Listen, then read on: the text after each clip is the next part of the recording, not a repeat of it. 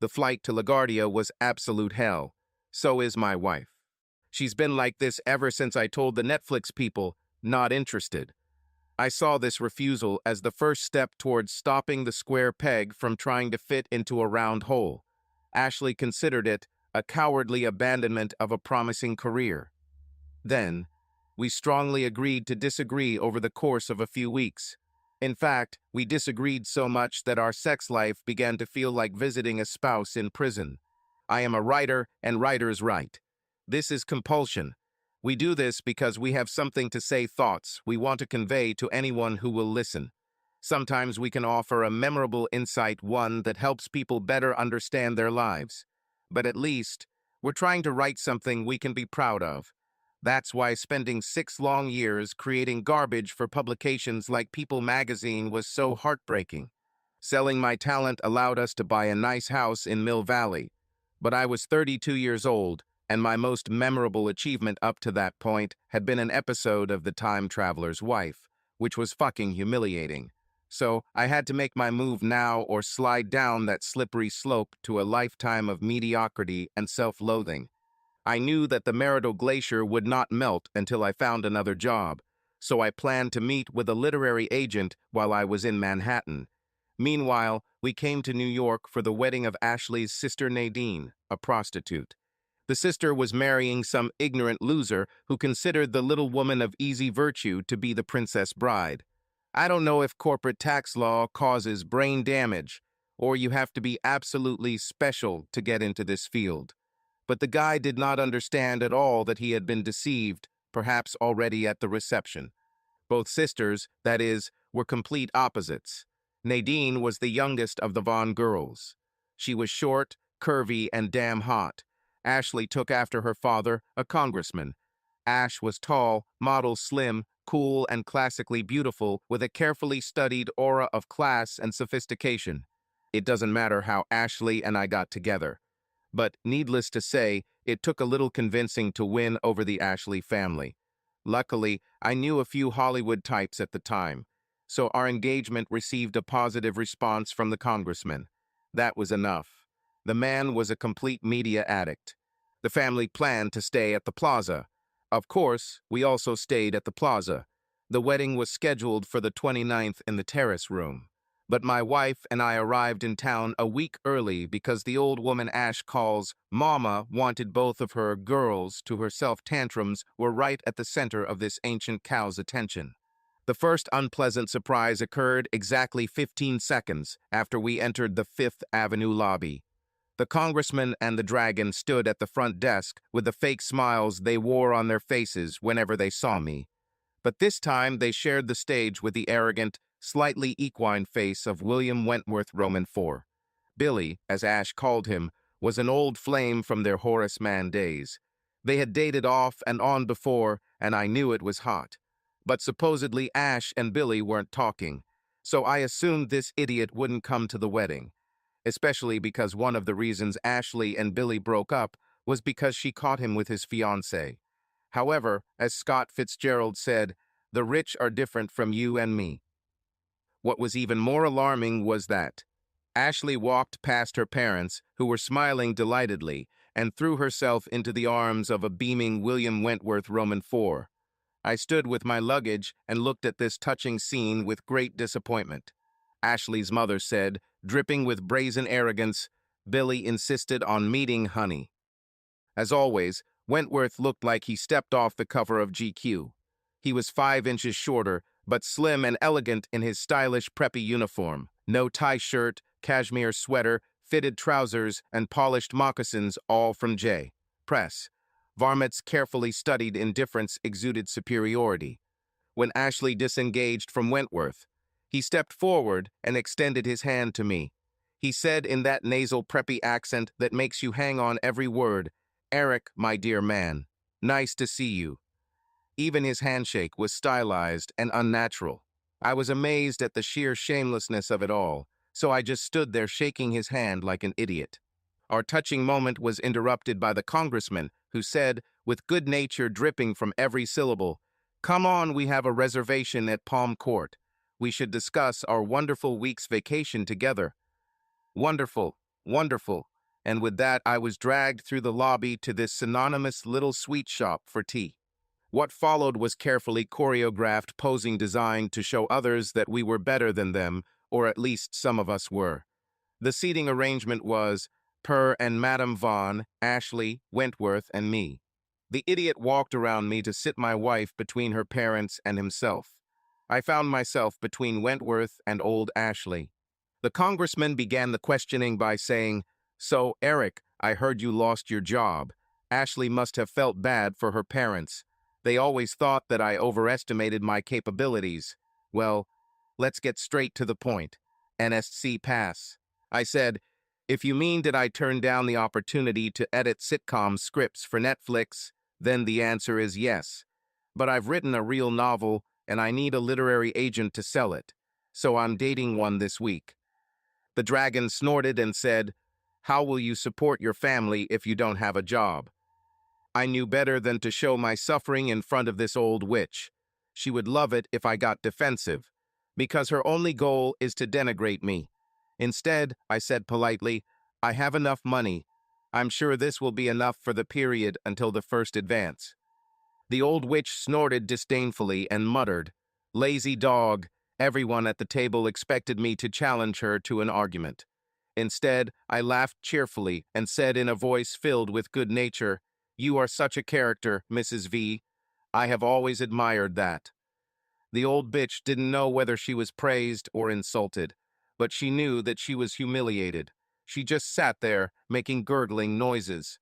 That's when the idiot decided to get his word in. He said condescendingly, "Seriously, Eric, don't you think it's a little childish? Every teenager wants to be Hemingway. Then they grow up and join the real world." This is from a man with a multi-million-dollar trust fund who worked as a venture capitalist using his dad's money. I was just thinking about punching the bastard when the congressman interrupted, with niceness dripping from every syllable. "If Eric wants to waste his life, then it's none of your business." Now, I didn't know whether they supported me or insulted me, but just at that moment cucumber sandwiches, scones with heavy cream, and Fortnum and Mason appeared. So we all indulged in a super pretentious afternoon tea. As soon as we got back to the room, I attacked Ashley. She was hanging out a bunch of clothes that she had brought with her, whistling a cheerful tune. I said, "What the hell, Ash?" She turned, looked at me coldly, and said, "Manners, dear." I said, "You told me you and that asshole were done for good. And when he comes out of nowhere, you're practically having sex with him in the lobby." My wife said, her eyes sparkling, "Billy and I agreed that jealousy is so aloho, honey. So we decided to be friends." I said, still seething, "When did this little truce take place? I don't remember you ever talking about this." Ash said matter-of-factly, "Oh, Billy messaged me on Facebook a couple months ago when my parents invited him to their wedding. He wanted to defuse the situation. It really doesn't matter. Now that Daff will soon be a married woman, and of course, I'm married to you." I saw the dragon's subtle hand in this, so I said, "Of course." Ashley didn't catch my sarcasm. Instead, she cheerfully said, "To show there are no bad feelings, Billy took us on a tour of the Met. They have a new Monet exhibition, and Billy is an expert on his work." The last thing I wanted was to be dragged around the Met with that pretentious jerk. But I wasn't going to leave my wife alone with him, especially after the show they both put on downstairs. So I said, "That sounds like fun." Our lack of sex must have permanently turned off Ashley's ironic sensors, because she happily dragged me down to join Billy. The timing indicated that everything had been planned in advance. We took a taxi for a short ride down Fifth Avenue. Ashley was the smallest, so she sat down in the middle. I was pressed against the right rear door, trying to give her some space. She deviated from me, as I assumed, for the same reason. But it seemed like she was actually leaning towards the jerk. I've always loved the Metropolitan Museum of Art. The building is elegant, the atmosphere is invigorating, and spending a day surrounded by great arts and culture was intellectually enriching. That is, unless you're following in the footsteps of the smug idiot who has to stop and scream like a donkey at every Monet painting on display. Wentworth would stop, tilt his head to the side, and solemnly proclaim that Monet's layering of paint made the canvas look weathered, and his deconstruction of sunlight using adjacent strokes of color was shadowy. Since Monet more or less invented Impressionism, weathered and shadowy was the whole point of the exercise, and the docent who had been hired to accompany us kept giving me glances as if to say, "Who the hell is this guy?" After the asshole's 10th pointless comment, the assistant professor finally called him out. She said, "Nothing you say is true, monsieur. In fact, it doesn't even make sense." Wentworth stopped, looked at her with contempt, and said in an icy tone, "Who are you to question me?" Okay? The assistant professor had a PhD in art history. This could be a convincing argument. And she was a Metropolitan Museum of Art certified expert on the life and work of Monet. And yet, instead of being embarrassed by the brazen arrogance of the idiot, Ashley looked at him with adoration as if to say, "What a man." The assistant professor turned around and quickly walked away. I chased after her as the idiot continued to move forward with Ashley. I caught up with the docent as she entered the next gallery. I said, "Sorry, that's just the way he is." The assistant professor said over her shoulder, "Well then, he's a smug fool," and continued walking. I couldn't say I disagreed with her. When I returned to the Monet exhibit, Ashley and Billy were nowhere to be seen. I looked for them for a while and then took a taxi back to the plaza. The Metropolitan Museum of Art is a big place, and Ashley is a big girl. If she wanted to spend the day letting Wentworth wrap himself around her, then that was her choice. Neither Ashley nor the idiot had returned for dinner, and Ashley's parents were nowhere to be seen. So I walked through Grand Army Plaza to Harry Cipriani. This is an imitation of Harry's American Bar, which is located in Venice. This establishment was supposedly one of Hemingway's favorite places, and I felt the need to connect with the lost generation, a time when people actually read books and literature was truly literature. Okay, the food is great too, although it costs a fortune. I sipped a glass of Chianti Casa Marengo and sat at a lonely table for two, watching the bright hot day turn into evening. I was struggling with a thought that had long been hovering at the edge of my consciousness: my marriage was over. In hindsight, Ashley's actions were a red flag that anyone paying even the slightest attention would have noticed. I missed it because I was too caught up in my career problems. I get a little neurotic when I feel like I'm going with the flow. And yes, I know I need to overcome this as it creates blind spots. However, the colossal disrespect Ashley showed me brought the issue to the forefront. It became clear to me that Ashley and the idiot were the perfect match. Seriously, Ashley was just as shallow, immoral, and self-righteous as Wentworth. Ashley is beautiful, like a Lamborghini, graceful and flawless. However, I realized that Ashley has nothing under the hood except a huge ego and an innate sense of entitlement to everything. I didn't know why I didn't realize this earlier. Alas, you are always too caught up in the dance of courtship to recognize the flaws in the person you are courting. My wife and I had a lot in common, at least in terms of social interests and personality traits. But by 6th year, I realized that Ashley was a very bad choice, mainly because she didn't respect or appreciate who I was. Therefore, it was clear that the only reasonable solution was to break up with her. Was my pride hurt? Certainly. Was I angry? Of course. But it wasn't for the reason you might think. I was angry at myself for taking so long to figure out who or what I was married to. This mistake was on me. But Ashley's impending betrayal was upon her. So let the games begin. The jerk was clearly making a big move on my wife, and she didn't really push him away. In fact, it seemed like she was trying to take things to the next level after her regrettable choice. Thus, it was predictable that Ash would cheat with Wentworth. And if that happens, then we're definitely done, because betrayal erases all slates. Seriously, a guy who tries to save a marriage tainted by infidelity is either hopelessly naive or completely lacking in self-respect. Why am I saying something so extreme? Well, everyone knows the rules. I mean, it's you say them out loud when you tie the knot. Therefore, if one party deliberately chooses to ignore its public obligations, then, by definition, there is a fatal flaw that cannot simply be swept under the rug. Fixing the problem can range from dueling at dawn to co-parenting. There could even be reconciliation if both parties find a way that preserves everyone's personal integrity, I mean. That's what marriage counselors are for, right? But you can never force another person to play by the rules. This is a decision they, and only they, must make.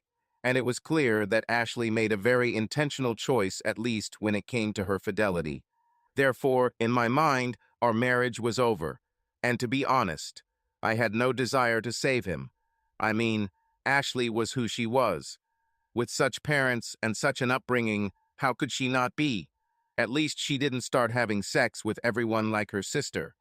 Then a terrible thought struck me. Maybe Ashley was just a lot smarter. Nadine was pretty stupid. Knowing that my wife may have been unfaithful should have destroyed me. But deep down, I felt only relief, not anger, not jealousy, because it freed me from any sense of obligation to our marriage. Elie Wiesel's line that the opposite of love is indifference turned out to be true here. I'm not that emotionally shallow, really, but in my mind, being angry at Ashley for her adultery would be giving the bitch too much power over me. Indifference seemed a more appropriate response. Seriously, I just didn't give myself a second thought about what this woman was doing now. In fact, on further reflection, my lack of anguish over Ashley's infidelity with her ex-lover told me everything I needed to know about next steps. Fool me once. This is a circumstance. Fool me twice. This is a hostile act. The prenuptial agreement the congressman insisted on to protect his little girl from the predatory me made the breakup easy. So maybe Ashley forcing me into action by cheating with a jerk was a good thing. I really didn't know. But I knew I wasn't going to stay in an abusive marriage longer than it took to file. I paid a huge bill with my Amex Black card. Don't be surprised. I told you that the literary business was profitable. Then I walked out of Harry's air-conditioned cool onto the hot sidewalk of Manhattan. I took a deep breath and stood there, hands in my pockets, looking around, trying to decide what to do next. Grand Army Plaza, with a colorful statue of Uncle Billy Sherman, was in the foreground. Central Park was behind her. It was the height of summer, and the trees looked like bright green icing on a huge sheet cake. Dusk was falling over the busy city, and the peace and tranquility of the park were too attractive to resist. So I walked through the plaza, past the Lombard lamp, and onto the path leading to the pond. It was almost dark when I got there. I plopped down on the bench and stared at the water. I am a person who lives in my head. I suspect all writers are like this. We are like this because we like to observe rather than participate. So, for years I observed, analyzed, and tried to fit the vagaries of life into a rational framework, all without much involvement in the real world. Now, the crap that fate had dumped on my head was returning to normal, if I may distort the metaphor. It was like, to quote Yeats, the center cannot hold. My whole world seemed to be falling apart, and it was as if the things I valued most, my dear beliefs, were incompatible with the times in which I lived. Or, in more prosaic terms, my soul or inner self, or whatever you call that voice in your head, did not belong to this world. The park dates back to the Civil War, so it could easily be 1884 or 1924, as well as 2024. I was sitting under a lamp in the dark. The traffic noise on Fifth was muffled to a dull roar by the trees, and I felt disconnected from all the worries of life. I tilted my head back for a moment and stared at the lights of passing planes as they tracked their path across the murky night sky, and it felt like the world had changed. I jumped up and looked at my Rolex. It was about 10 o'clock in the evening. I must have dozed off on the bench. I knew Ashley wouldn't worry, because she was undoubtedly busy with other things. But I had to go back to the hotel. So I hurried out of the park and encountered a scene that was so shocking that my knees went weak. I staggered toward the Tecumseh statue and plopped down on the grass. I'm sure everyone who saw me thought I was drunk. But alcohol was the least of my problems, especially because it wasn't on sale then. The plaza was still there, of course, and the buildings of Manhattan surrounded me as usual. But there were none of the modern skyscrapers that fill downtown and lower Manhattan. I could smell coal smoke as the streetcar rumbled past me on 59th Street. The buildings were lit, but with old Edison bulbs, so the lighting was more yellow and less bright. People were still walking along Fifth, but the men were much more formal, dressed up in vests and fedoras, and the women wore dresses and small hats rather than jeans and blouses. That's when it dawned on me. As impossible as it was, I was no longer in Kansas. I searched my memory for a plausible explanation and found nothing. There was not a single rational reason other than a mental disorder. I had to be hallucinating. But this is not because of my wife's infidelity. I mean, I had already made a decision about this, which I fully understood and accepted. So I very much doubted that I would be sent to an insane asylum because of Ashley. Therefore, the only other option, at least the only rational one, was that I was asleep. I mean, the dream feels real while you're experiencing it, right? No matter how strange the context, and nothing that I saw around me, sights, sounds, even smells, were familiar to my modern senses. Think about it. How you would react if you thought you were in a dream. I expected to wake up sooner or later, and so I was temporarily okay with that assumption. Moreover, I will not give in under pressure. This was a value my father taught me. He used to say, "If you can hold your head when everyone around you is losing theirs, then you are a man, my son." He took it from Kipling's poem, which is certainly 19th century irony, but it has guided my response to stress my entire life. Consequently, I was less concerned about whether I was awake in the dream than I was, wondering what would happen next. That's when the Rolls-Royce Silver Ghost, with its long hood, beige body, chrome wire wheels, and camel top, pulled up smoothly in front of me. He stopped, and I heard the voices of several people inside. The guy stuck his head out the window and said, "Come on, old man. We have a party to go to." It was a dream. Right, so this should be the next scene. I stood up, brushed myself off, and walked over to the car.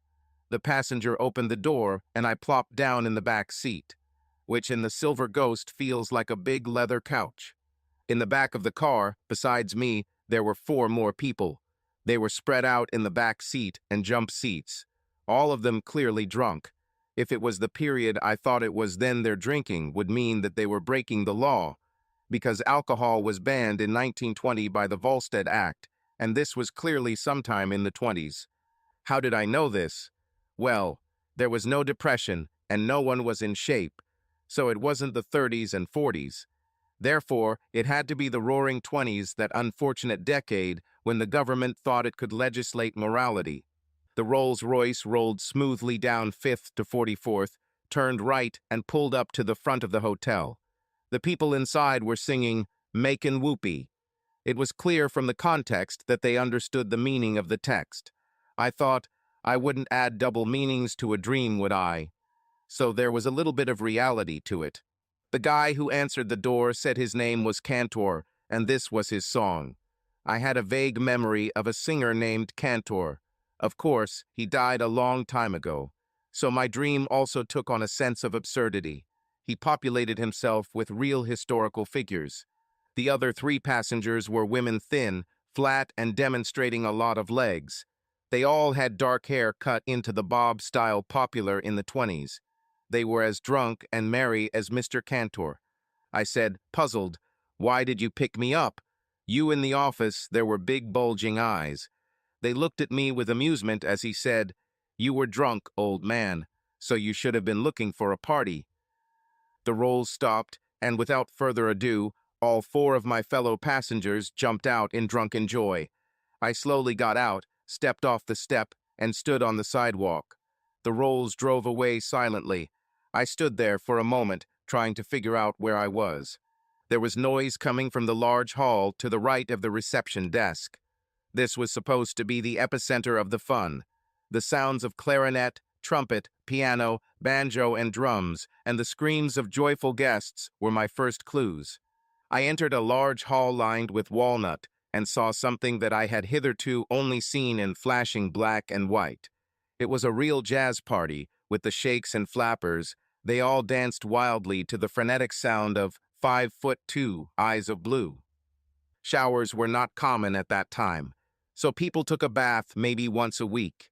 This added another contrast to my time. The room smelled of perfume and unwashed people, not to mention tobacco. A drunk man in a tuxedo, I kid you not. Formal dress, put his arm around my shoulders and muttered, "Drink to me, buddy." He handed me a glass of champagne and walked back into the seething mass. I stood there, puzzled. Then I noticed an alcove leading off the main hall. A small group of people stood there looking like European explorers, studying an as yet undiscovered tribe of natives. They seemed sober and relatively intelligent, so I headed towards them. I thought they might give me a hint.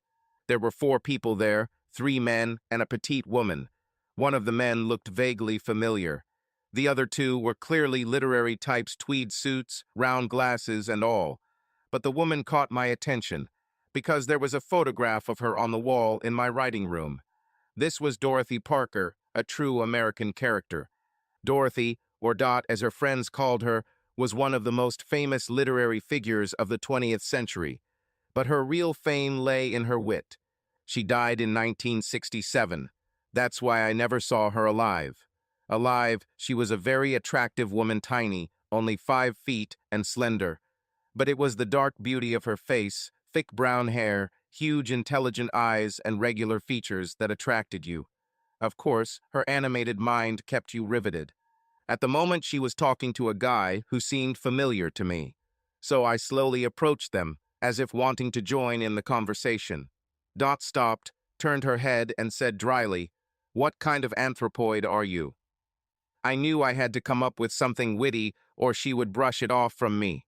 Without blinking an eye, I said, "I'm a bifurcated species because I have a crack in my ass. And you?"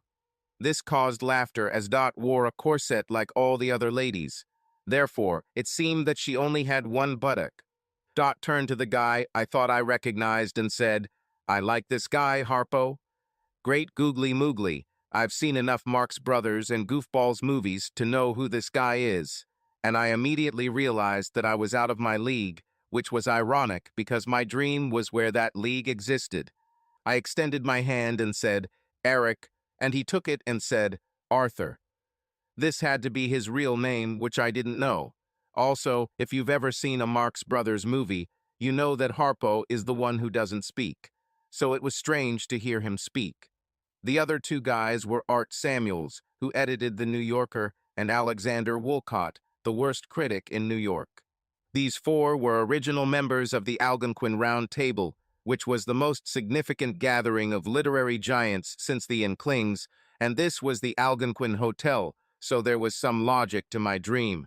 But it was getting stranger by the minute. Dot said, "So what's a cat like you doing at this party?"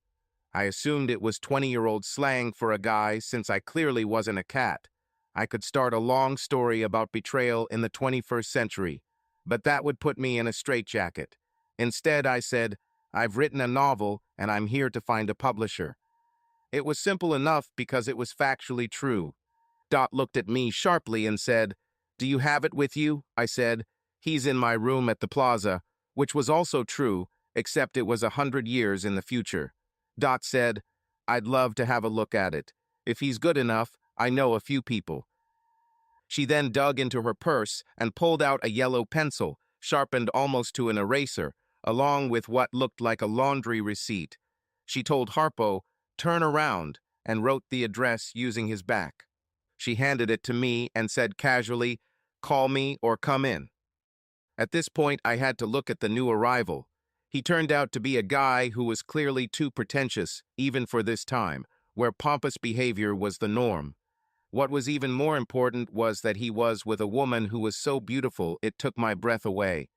Woolcott said with contempt dripping from every syllable, "His lordship has arrived." Luckily for me, Samuels added, "And look at the candy Ziegfeld is with tonight." This was helpful because it gave me the person's name. This was Flo Ziegfeld Hugh Hefner before Hefner was even born. Ziegfeld was famous for his grand theatrical revues with incredibly sexy women in daring costumes. This created the Ziegfeld girl type. Sounds like a playmate, doesn't it? If you were a certain kind of woman in the early 20th century, Ziegfeld could make you a reputation if he opened. Of course, like Hefner, this discovery usually included a visit to Flo's luxurious bedroom. so I assumed that the woman he came with was his current mistress. Dot turned to me and said, "He's a showman for the ages 4 to 8, but now he is in fashion, and he likes to be catered to. So I need to go talk to this big one. With a helmet. Call me or come in." With these words, she ran up to the group of Ziegfeld admirers. I stood there trying to translate that sentence into modern English. It seemed that adulation was the only thing Ziegfeld loved more than beautiful women, because he completely ignored the girl he came with and enthusiastically told his assembled fans. She, in turn, came up to me. She looked lost. I'm too reserved to talk to a woman for no reason. But this one was so stunningly beautiful that I walked closer and said, "It seems like your friend has a lot of admirers." She turned to me and said sadly, "He is not my friend. Mr. Ziegfeld is my patron." Yes, of course. I was struck by her naivety when she said this. I mean, she was gorgeous, with thick brown hair, a long, graceful neck, huge hazel eyes, and such regular features that it looked like Botticelli had painted them. But there was still something about her that radiated innocence. She wore the heavy makeup popular at the time, which made her look like a sensual raccoon. Her lips were bright red, as were her nails. It suited fashion. Girls of the 20s were flat-chested and slender, and modest dresses suited these features perfectly. But this woman's body in her sparkly dress was the exact opposite of what the designers were trying to achieve. She was slender, with very nice round hips and a gorgeous pair of big round breasts. So the flapper dress looked almost obscene on her, and it was clear that she was uncomfortable wearing it. I felt a sudden surge of sympathy for her, so I said, trying to ease her embarrassment, "You are very beautiful. Are you the star of one of the Ziegfeld shows?" She blushed and said modestly, "You must not be from here. Alice Wilk and Louise Brooks are its stars. I live in a boarding house on West 24th Street. She realized that this sounded off-putting, so she added enthusiastically, "I love writing, and I'm trying to get into it. I met Mr. Ziegfeld at a party last week, and he invited me to come with him today. He says this is my debut." Then she added with genuine joy, "I should get a good story out of this." "Of course, my dear." However, she said this with complete sincerity. Maybe she really is that naive. The old lecher was clearly preparing this beauty for something, and I doubted it had anything to do with writing. But it would probably make a great plot for the kind of novels that were popular back then. However, her enthusiasm for writing surprised me. I said, "Do you like writing?" She beamed with enthusiasm. "I was born to write. I have a million ideas in my head," and she pointed to her beautiful head.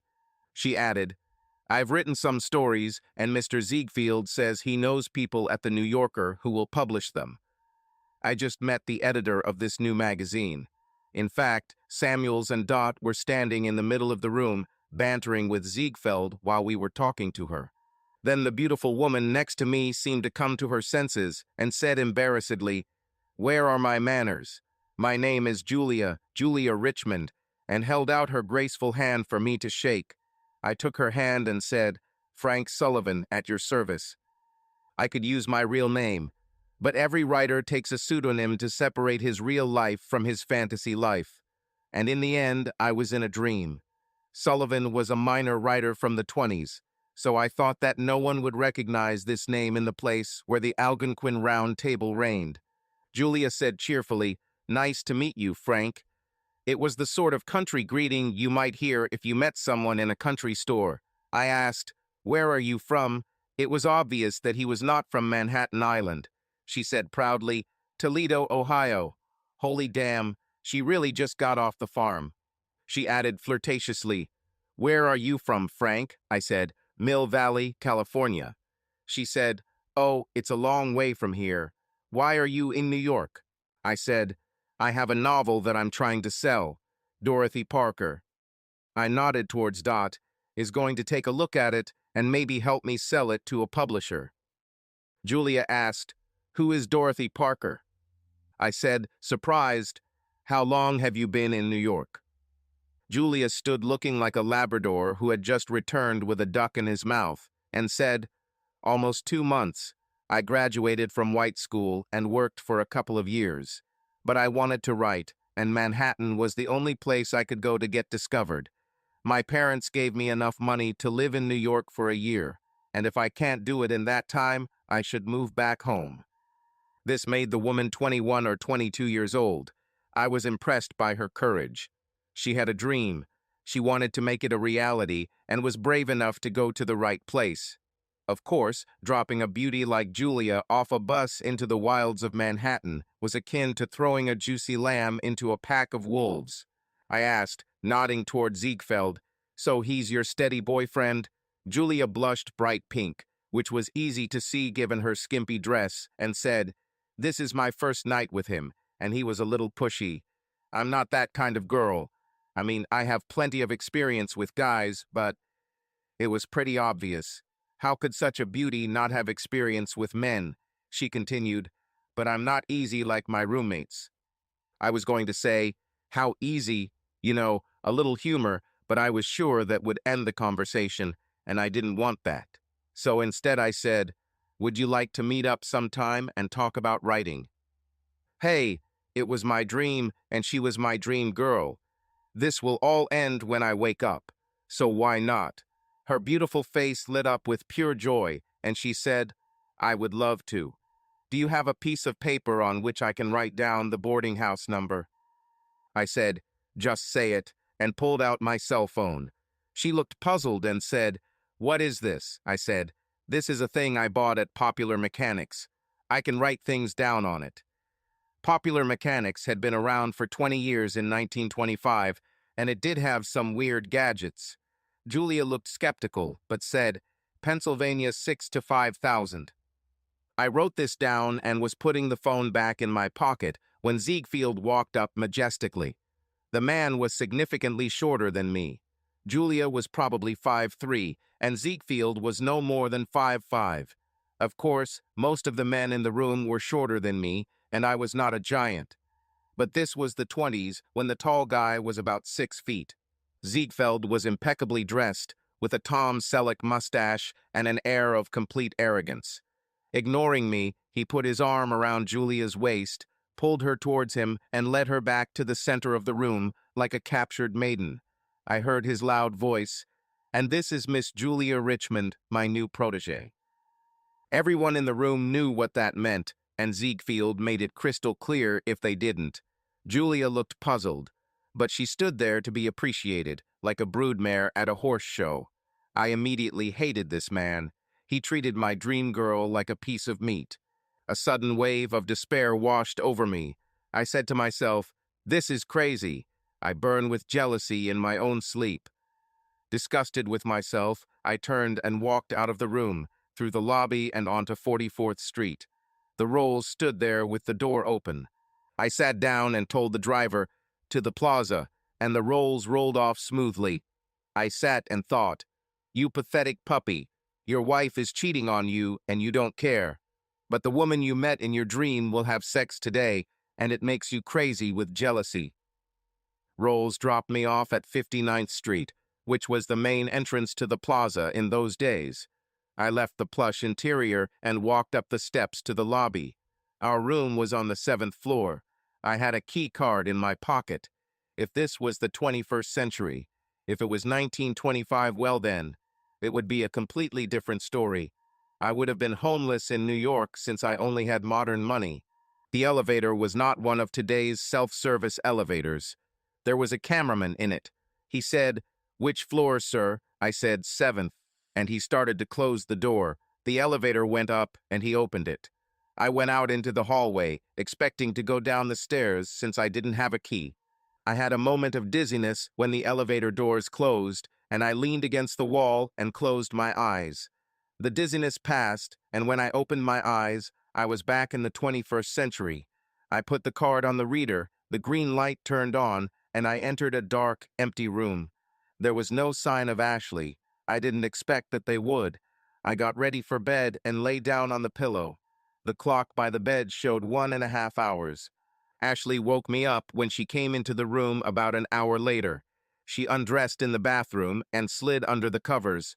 She was clearly trying not to wake me, which was ironic.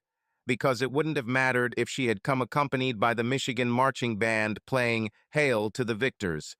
It was all over between us. I opened my eyes in a light-filled room at a luxury hotel in Midtown Manhattan. If it was a dream, then why was I so depressed at the thought of what Julia might have done last night or 99 years ago, depending on how crazy I was? Ashley slept next to me, but she woke up when I finished in the bathroom. I said, trying not to sound irritated, "What time did you get back last night?" Ashley looked me straight in the eyes and lied, "At 1:30. You were asleep." "Okay, the game has begun." I said, "I lost you at the Metropolitan Museum of Art. Where were you until such a late hour? I could have put her in a trap right away." She said with a completely innocent face, "Oh, Billy and I ran into my parents when we got back, and we decided to go on a dinner cruise around Manhattan. There was a band and a boat dance, so we came back late." This was another lie. Dinner cruises don't end at 3 in the morning, since the passengers will all be robbed while returning to their hotels. Of course, I was sure that Ashley would do everything possible to prevent me from testing this little story with her parents. But then again, they've probably already agreed on their stories. My wife said, trying to sound friendly, "What have you been doing all night?" I said, "I had dinner at Cipriani and then sat by the pond. Then I came back here and went to bed." It was all true except for a short excursion into the jazz age. Ashley looked like she expected me to do something so boring and ordinary. She clearly didn't respect me at all. I was interested to hear another great story, so I said, "What are your plans for today?" Ashley blushed and said, "Billy wants to show me his place in Sagaponack." It was outside of Bridgehampton, a few hours away on Long Island. It takes a lot of money to live there. Ashley quickly added, "I knew you had a meeting with your agent today, so I told him I was going with him alone." Well, obviously you think I'm a fool.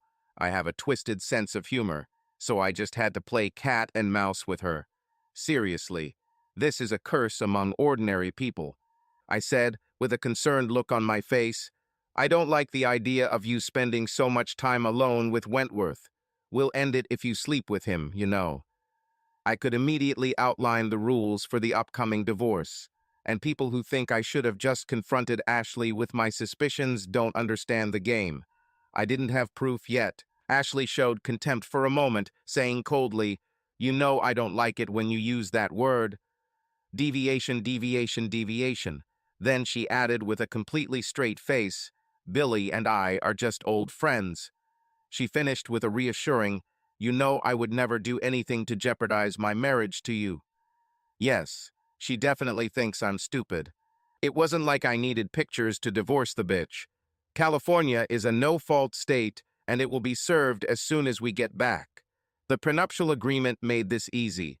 It may seem paranoid to go through with the divorce so abruptly, given that I had no actual evidence. But honestly, at that moment it was more a matter of respect than loyalty. The absence of the former was obvious, even if the latter remained a little unclear. There is no point in continuing this farce any longer. I said, "Well, I'm having breakfast with my agent, but I have to see you here for dinner." Ashley said annoyedly, "You can't tell me what to do." I said warningly as I left the room, "Be here."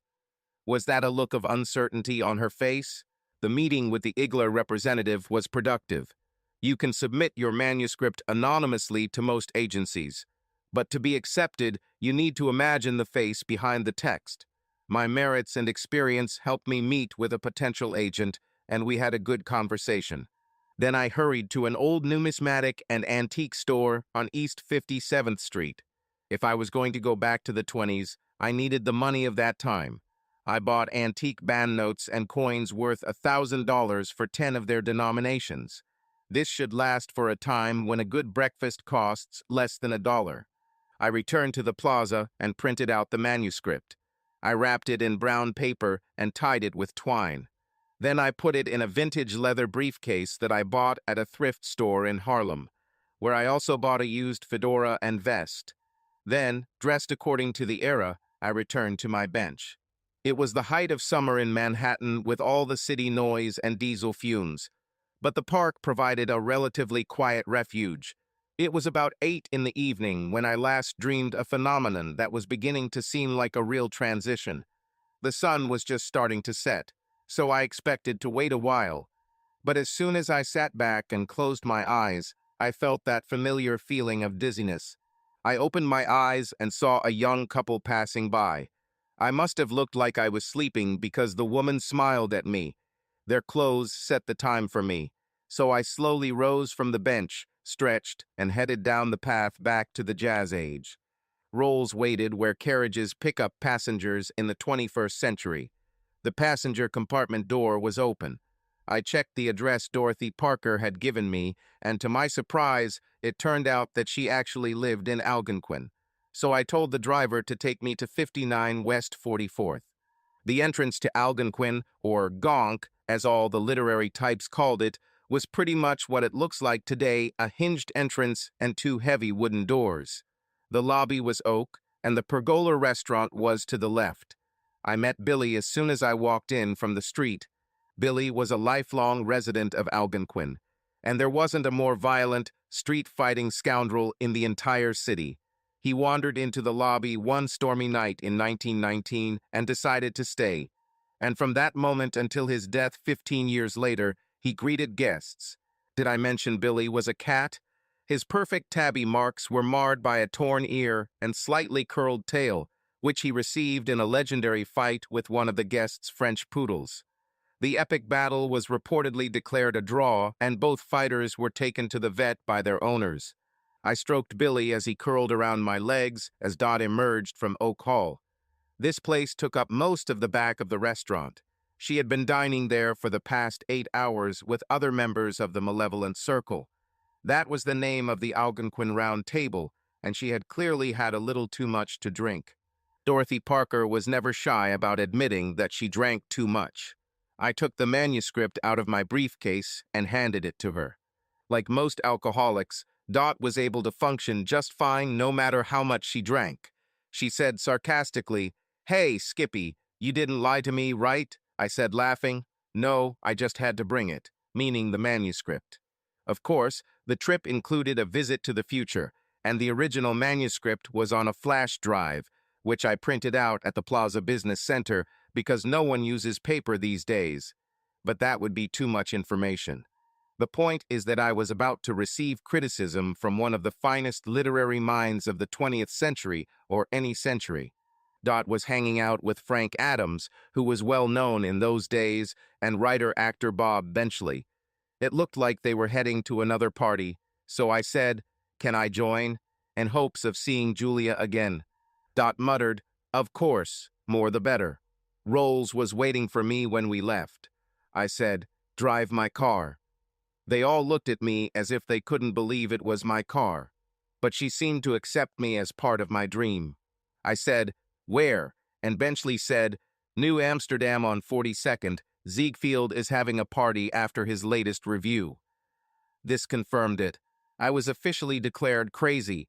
I mean, how can you feel so much joy at the prospect of meeting a girl in your dreams? We all climbed into the back seat, and the Rolls rolled toward 42nd Street in the theater district. The party was backstage at the Ziegfeld Theater, and all the major stars were there. Billy Burke, Louise Brooks, W.C. Fields, and a guy who was clearly a cowboy. I asked Benchley who he was, and he looked at me as if I had just fallen from the garden. "Don't you recognize Will Rogers?"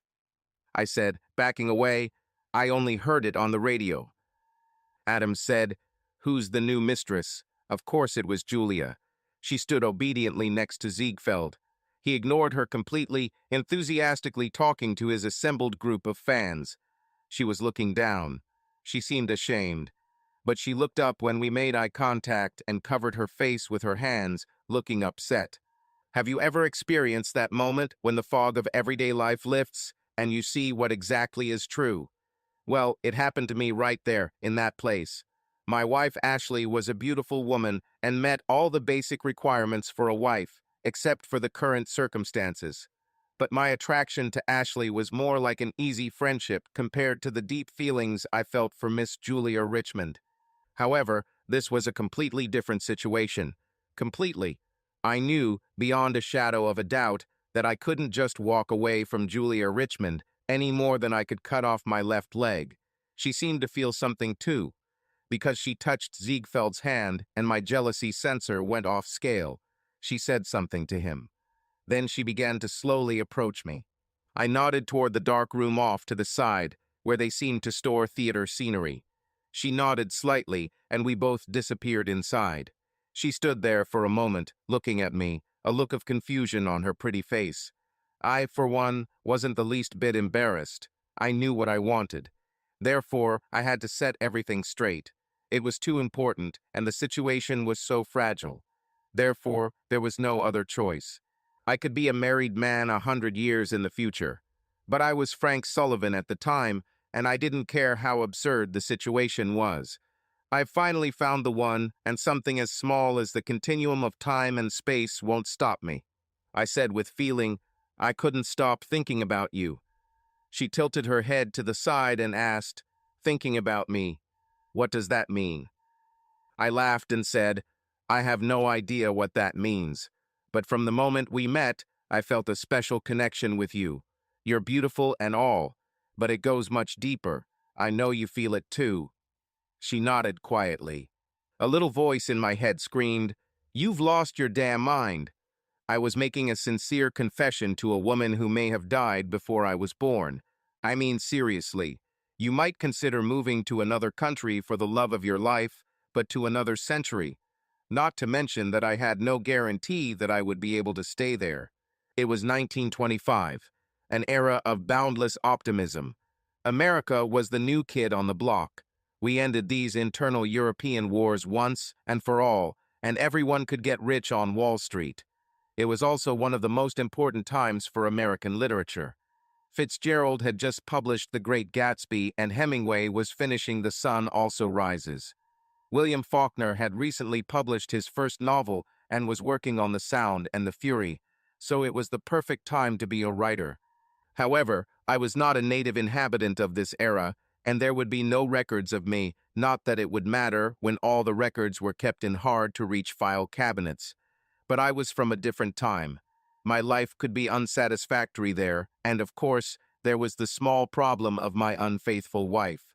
But the 21st century was my home. Julia looked worried. I would too if the person I was talking to suddenly went silent. I needed to pull myself together. So I said, I was hoping to get to know you better.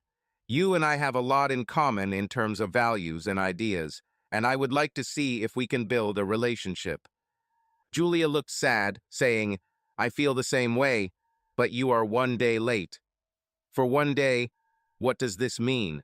Julia continued with regret in her voice.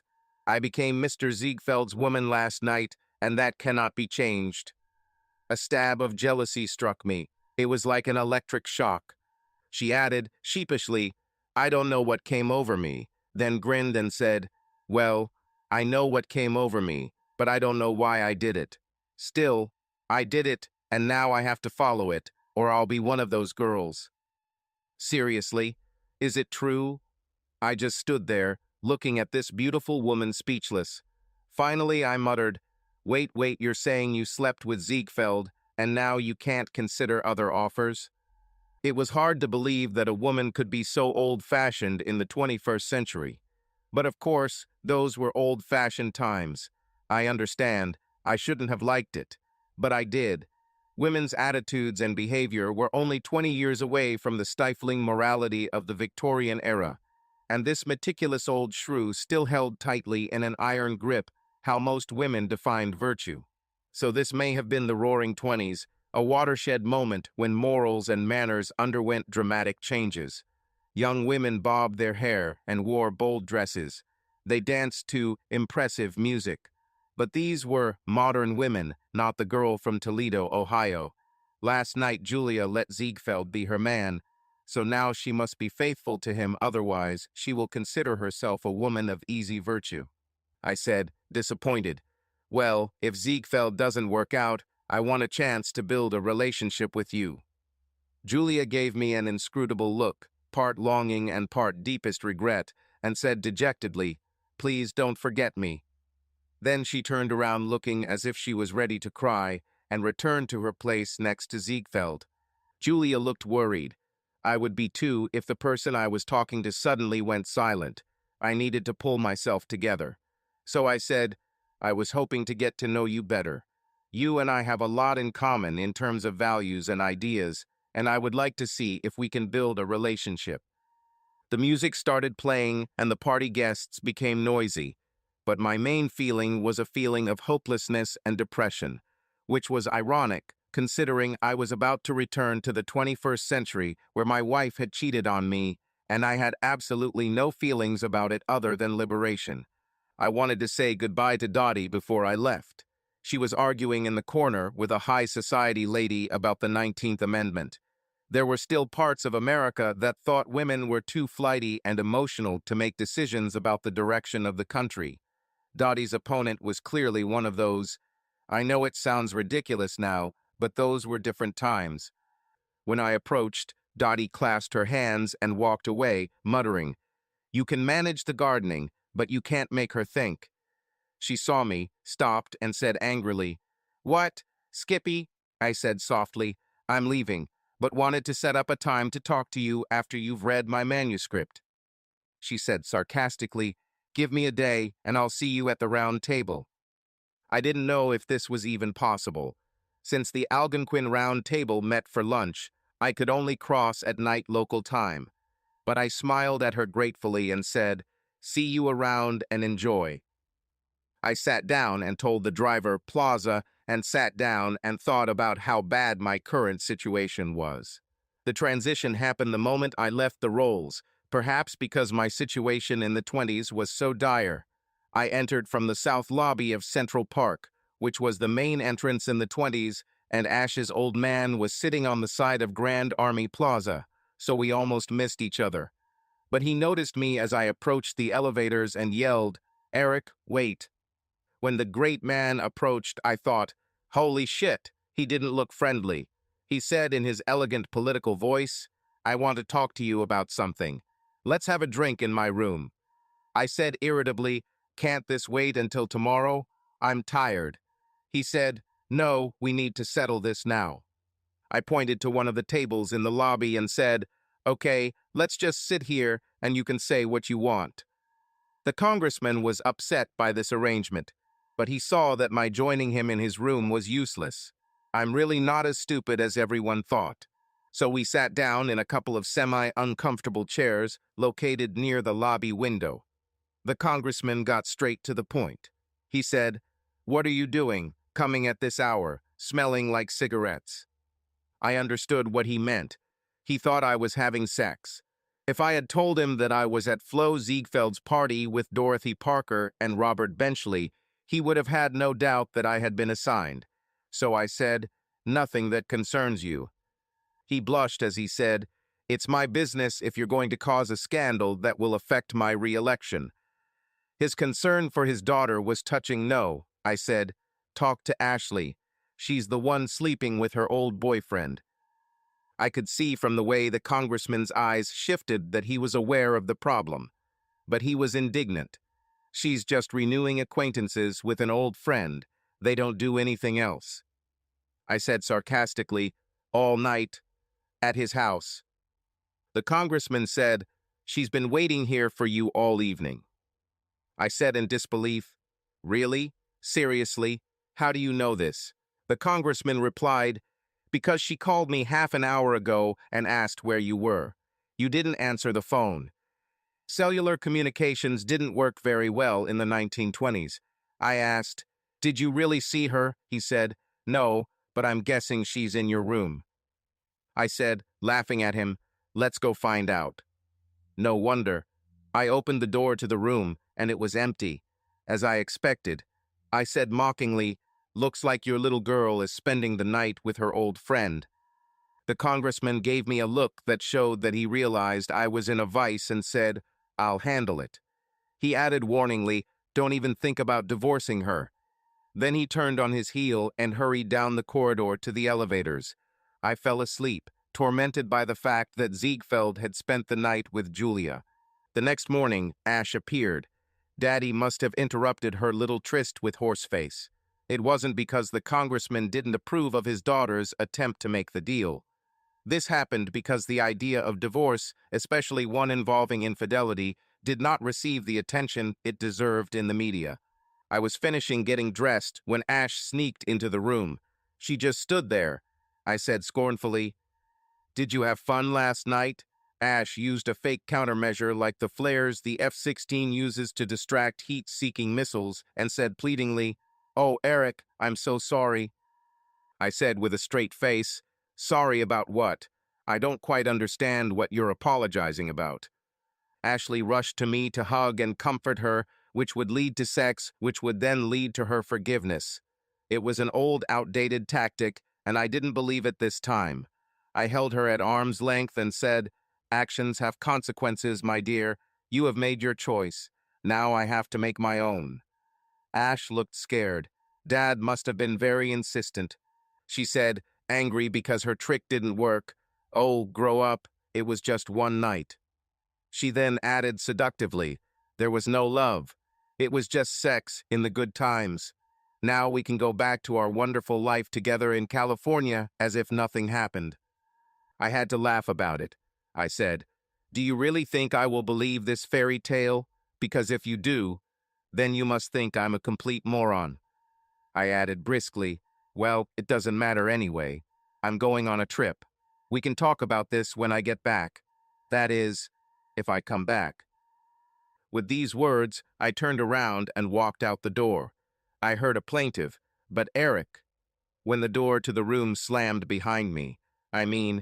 The concept of Ash and honest repentance was left out. So, Dad must have been cruel to his beloved at least after he caught up with her. I knew I would need money to survive long term. So, I took a taxi and made the short trip to the gold dealer on West 47th Street. In 1925, gold was still legal tender.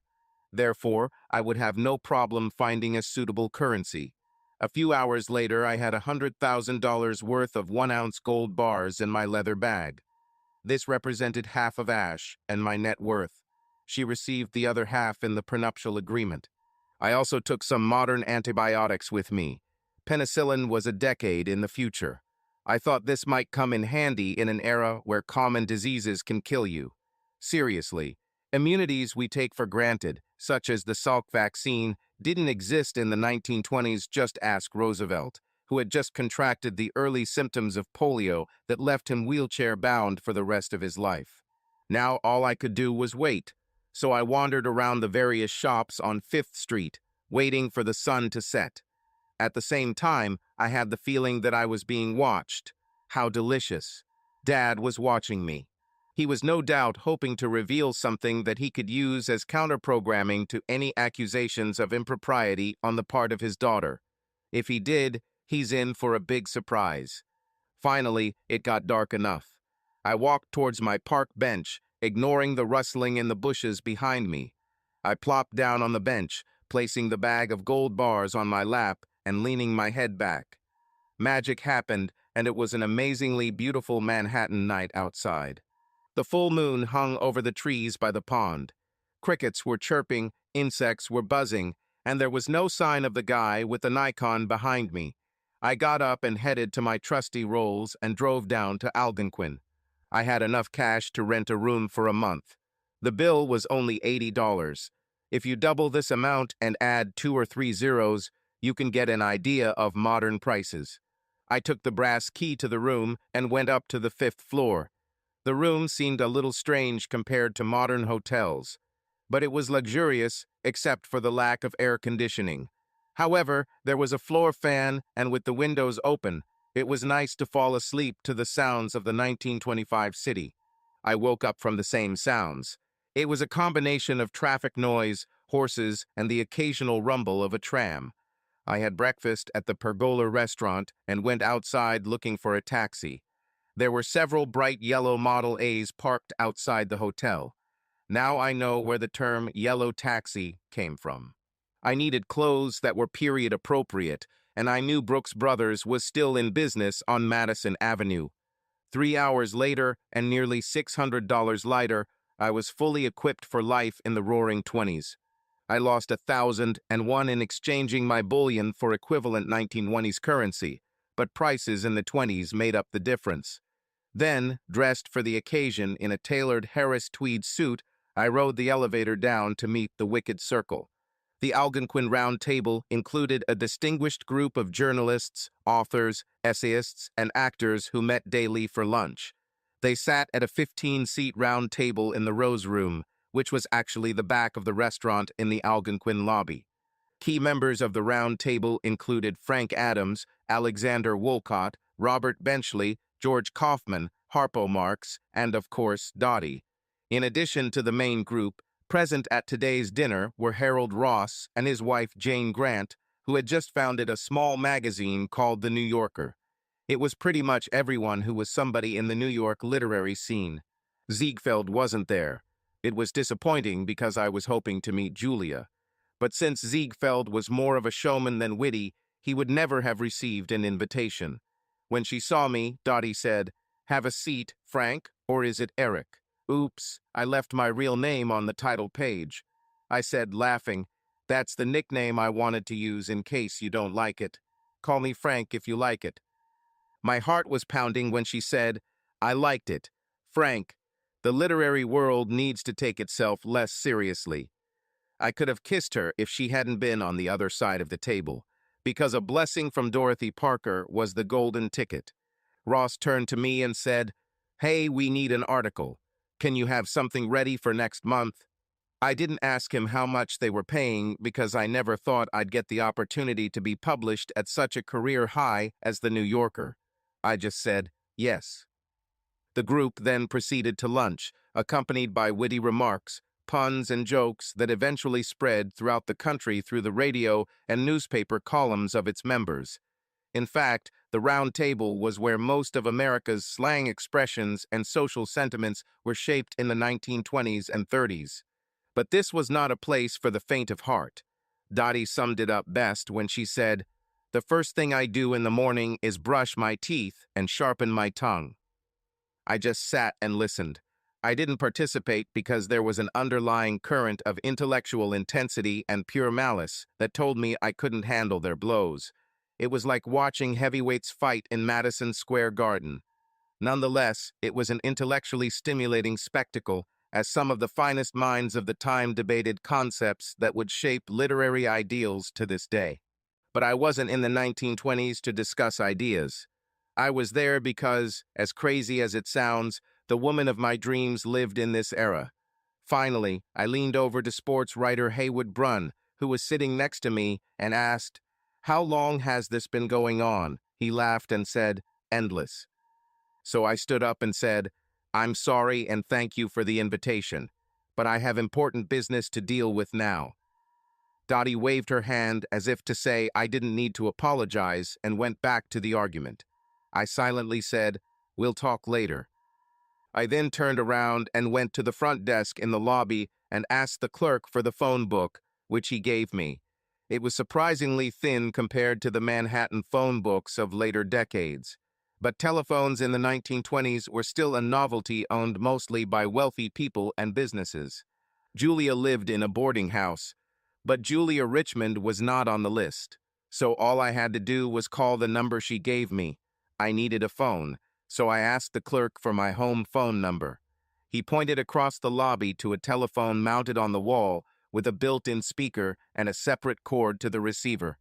I picked up the phone, there was a click, and a woman's voice said, "Number, please." "Seriously," I said hesitantly, "Pennsylvania 65000. The voice said, "1 minute, please," and there was a loud click and a very distant beep. Someone picked up after 8 rings and said, "Yes." I said, "Miss Julia Richmond, please." A distant voice said, "Wait," and seemed to drop the phone as it hit the wall several times. After an agonizingly long time, a distant voice said hesitantly, "This is Miss Julia Richmond, who's calling, please." My heart was in my throat as I said, "This is Frank Sullivan, Julia. I'd like to meet you somewhere so we can talk about writing like we've been discussing." There was a pause. Then she said with joy in her voice, "I would like to, Frank." I said, relieved, Give me your address and I'll pick you up. So I walked towards a complete stranger, whom I, being married, madly desired. This situation was fantastically incredible, and, without a doubt, a sign of my complete mental collapse. But there was so much at stake that I was as nervous as the night I took my first date to prom. My trusty Rolls was clearly part of my delusion because it followed me around like my dog Buster in the 21st century. I started thinking of the future as the past, which should give you an idea of how confusing this whole situation was. Julia's boarding house was in the Chelsea area, which was still largely made up of mansions and townhouses. But there were a few old wooden houses west of the Flatiron. I got out of the Rolls and walked up the steep stairs to knock on the cheap wooden door. The door was opened for me by a Rottweiler in a dress, who was either the owner of the boarding house or its guard. I took off my hat and said as politely as I could, "I have come to see Miss Julia Richmond." She looked around my car and muttered, "Girl." I understand. She thought I was someone like Ziegfeld, but she shouted over her shoulder, "He's here." I went down to the sidewalk to wait for Julia to appear, which happened a few moments later. She looked both expectant and nervous. Julia looked gorgeous in a simple pencil skirt and white blouse with a small decorative men's tie and one of those shell-shaped hats that were popular with flappers. Her beautiful face was without evening makeup, just a little lipstick, blush, and eyeliner. She was the freshest, most beautiful sight I had ever seen. She smiled shyly and said flirtatiously, "Hello, Frank." I said, "Good afternoon, my fair lady. How about a day of talking about writing?" I planned to take her to Dante's Cafe on McDougal Street, south of Bleecker, in the village.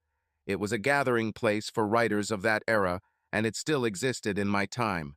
People such as Eugene O'Neill, Edna St. Vincent Millay, and even Hemingway drank their espresso and cappuccino there. So I knew that there would be the right atmosphere there. Julia looked as happy as a 5-year-old at Christmas. It was an amazing transformation.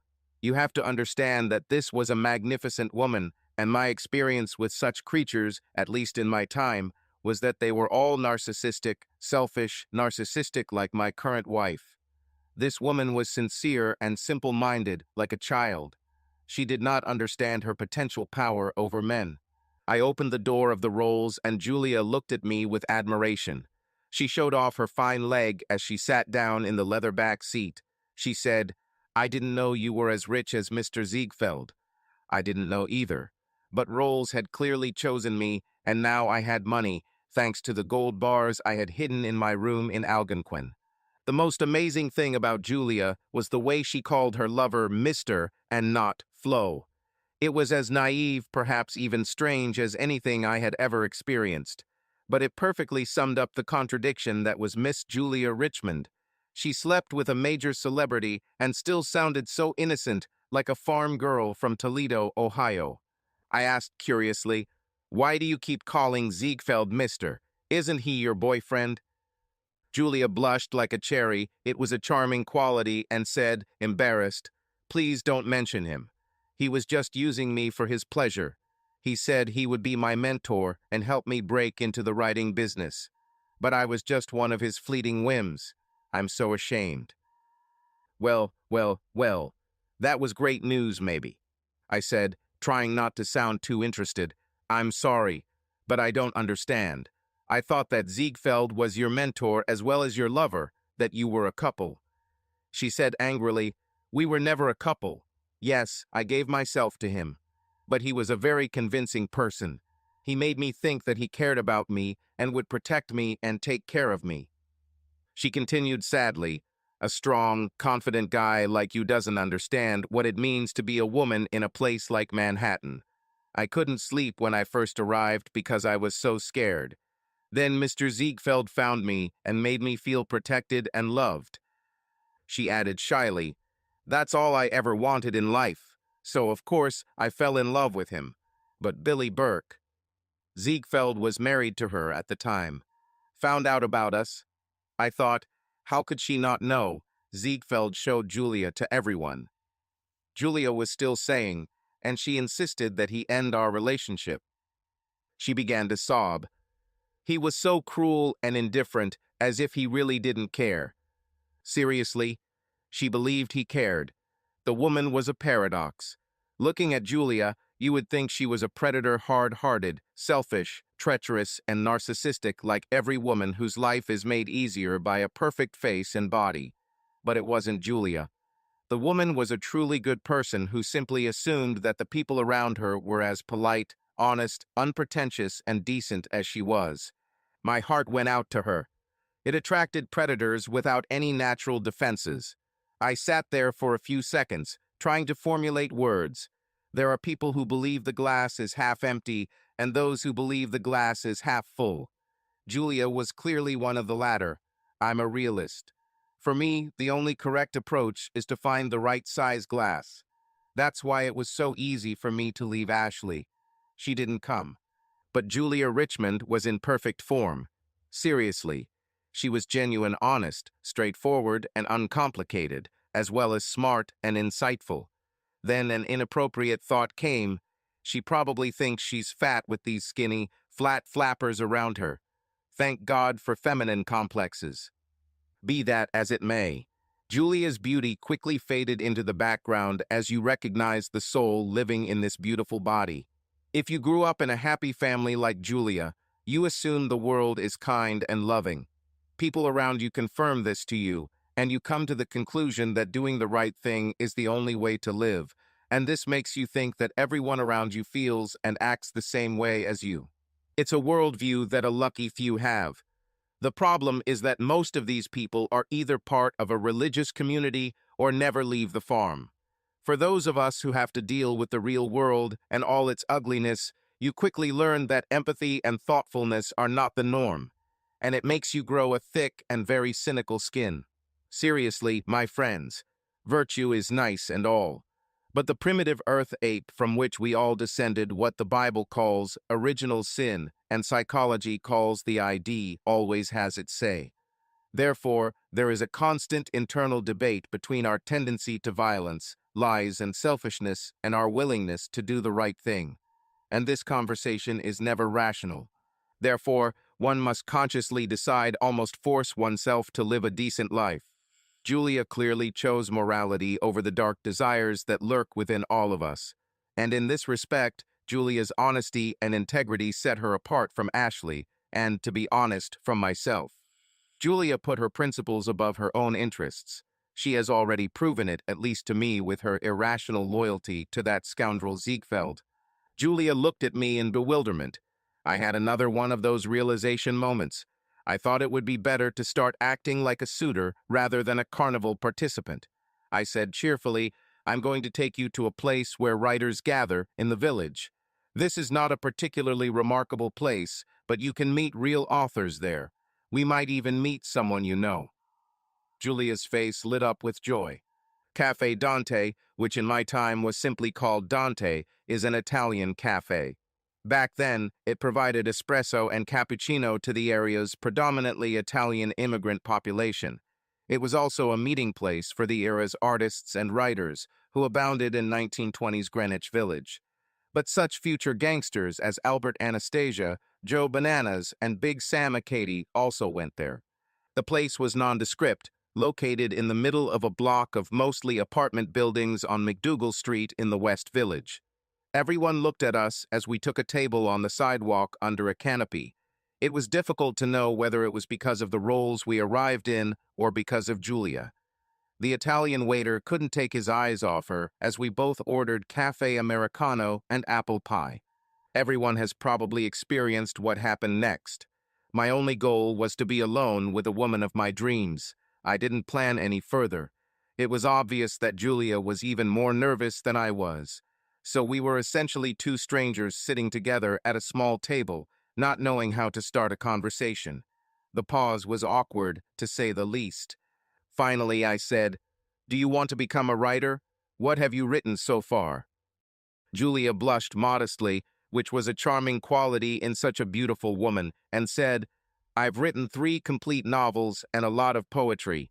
None of it has been published." I said, focusing on her face, "Tell me what they are about." She said, They are observations of growing up in an age when all old beliefs have disappeared. I was born in 1902, so she was 23, a little older than I thought, and think how much has happened since then. I mean, there were no planes, no movies, no radio, no telephones, and we weren't in a world war. More importantly, from my point of view, women got the right to vote. Wow, I've spent the last 10 years writing about the same thing. I mean, Julia perfectly summed up the anxiety caused by the incredible advances in technology and the impactful social and political movements that are impacting our society. In fact, I've written several magazine articles about how the internet is the most significant influence on human evolution since the invention of the printing press, at least in terms of its impact on society in general and our lives in particular. My beautiful companion went on to list all the changes she had experienced that were as significant as modern global connectivity, such as the ability for the first time to instantly talk to someone at a distance, or, better yet, visit them by air, and the radio networks that introduced mass information and all the social manipulation it implied.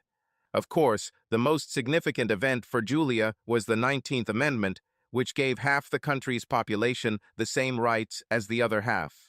Women were second-class citizens in America until the passage of the 19th Amendment on August 26, 1920, which, if you're keeping score, was exactly 132 years after the Constitution was ratified. Until then, women couldn't serve on juries or work while pregnant, let alone pursue any career they wanted. They lost citizenship if they married a foreigner, including English speakers such as Canadians. In fact, it was not until 1927 that separate toilets for women in public buildings began to be required. Compare these transformations with the strange political and social trends of our era, and you will realize that my beautiful little friend was talking about truly radical social changes. She understood the nuances of it and wrote about it, which further proved how smart and insightful she was. Julia suddenly fell silent and looked at me, horrified. It was like she had done something shocking. It took a few seconds to understand her reaction.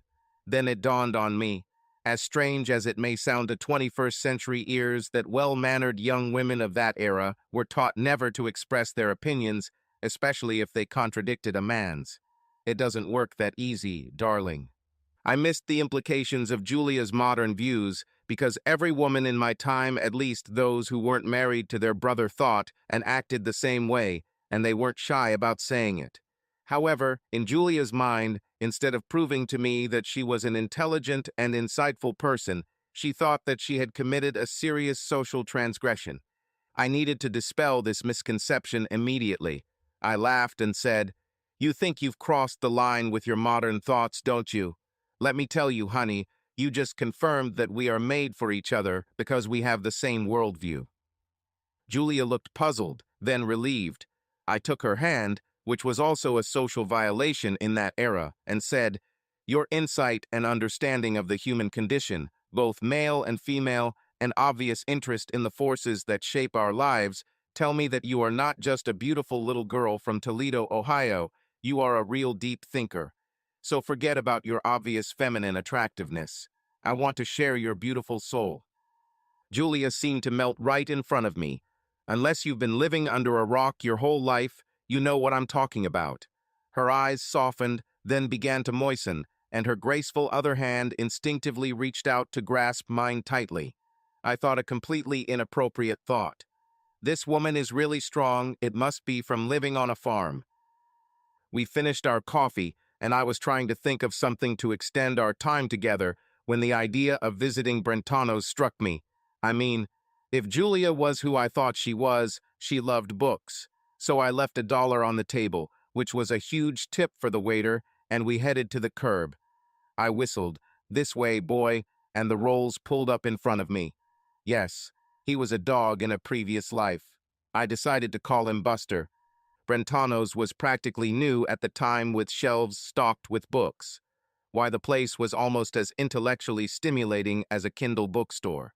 This is sarcasm if you didn't understand.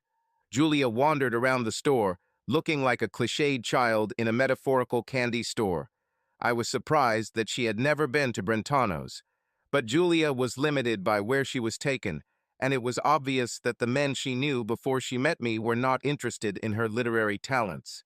I, on the other hand, was amazed to see Scott Fitzgerald sitting alone at a small table at the back of the large room.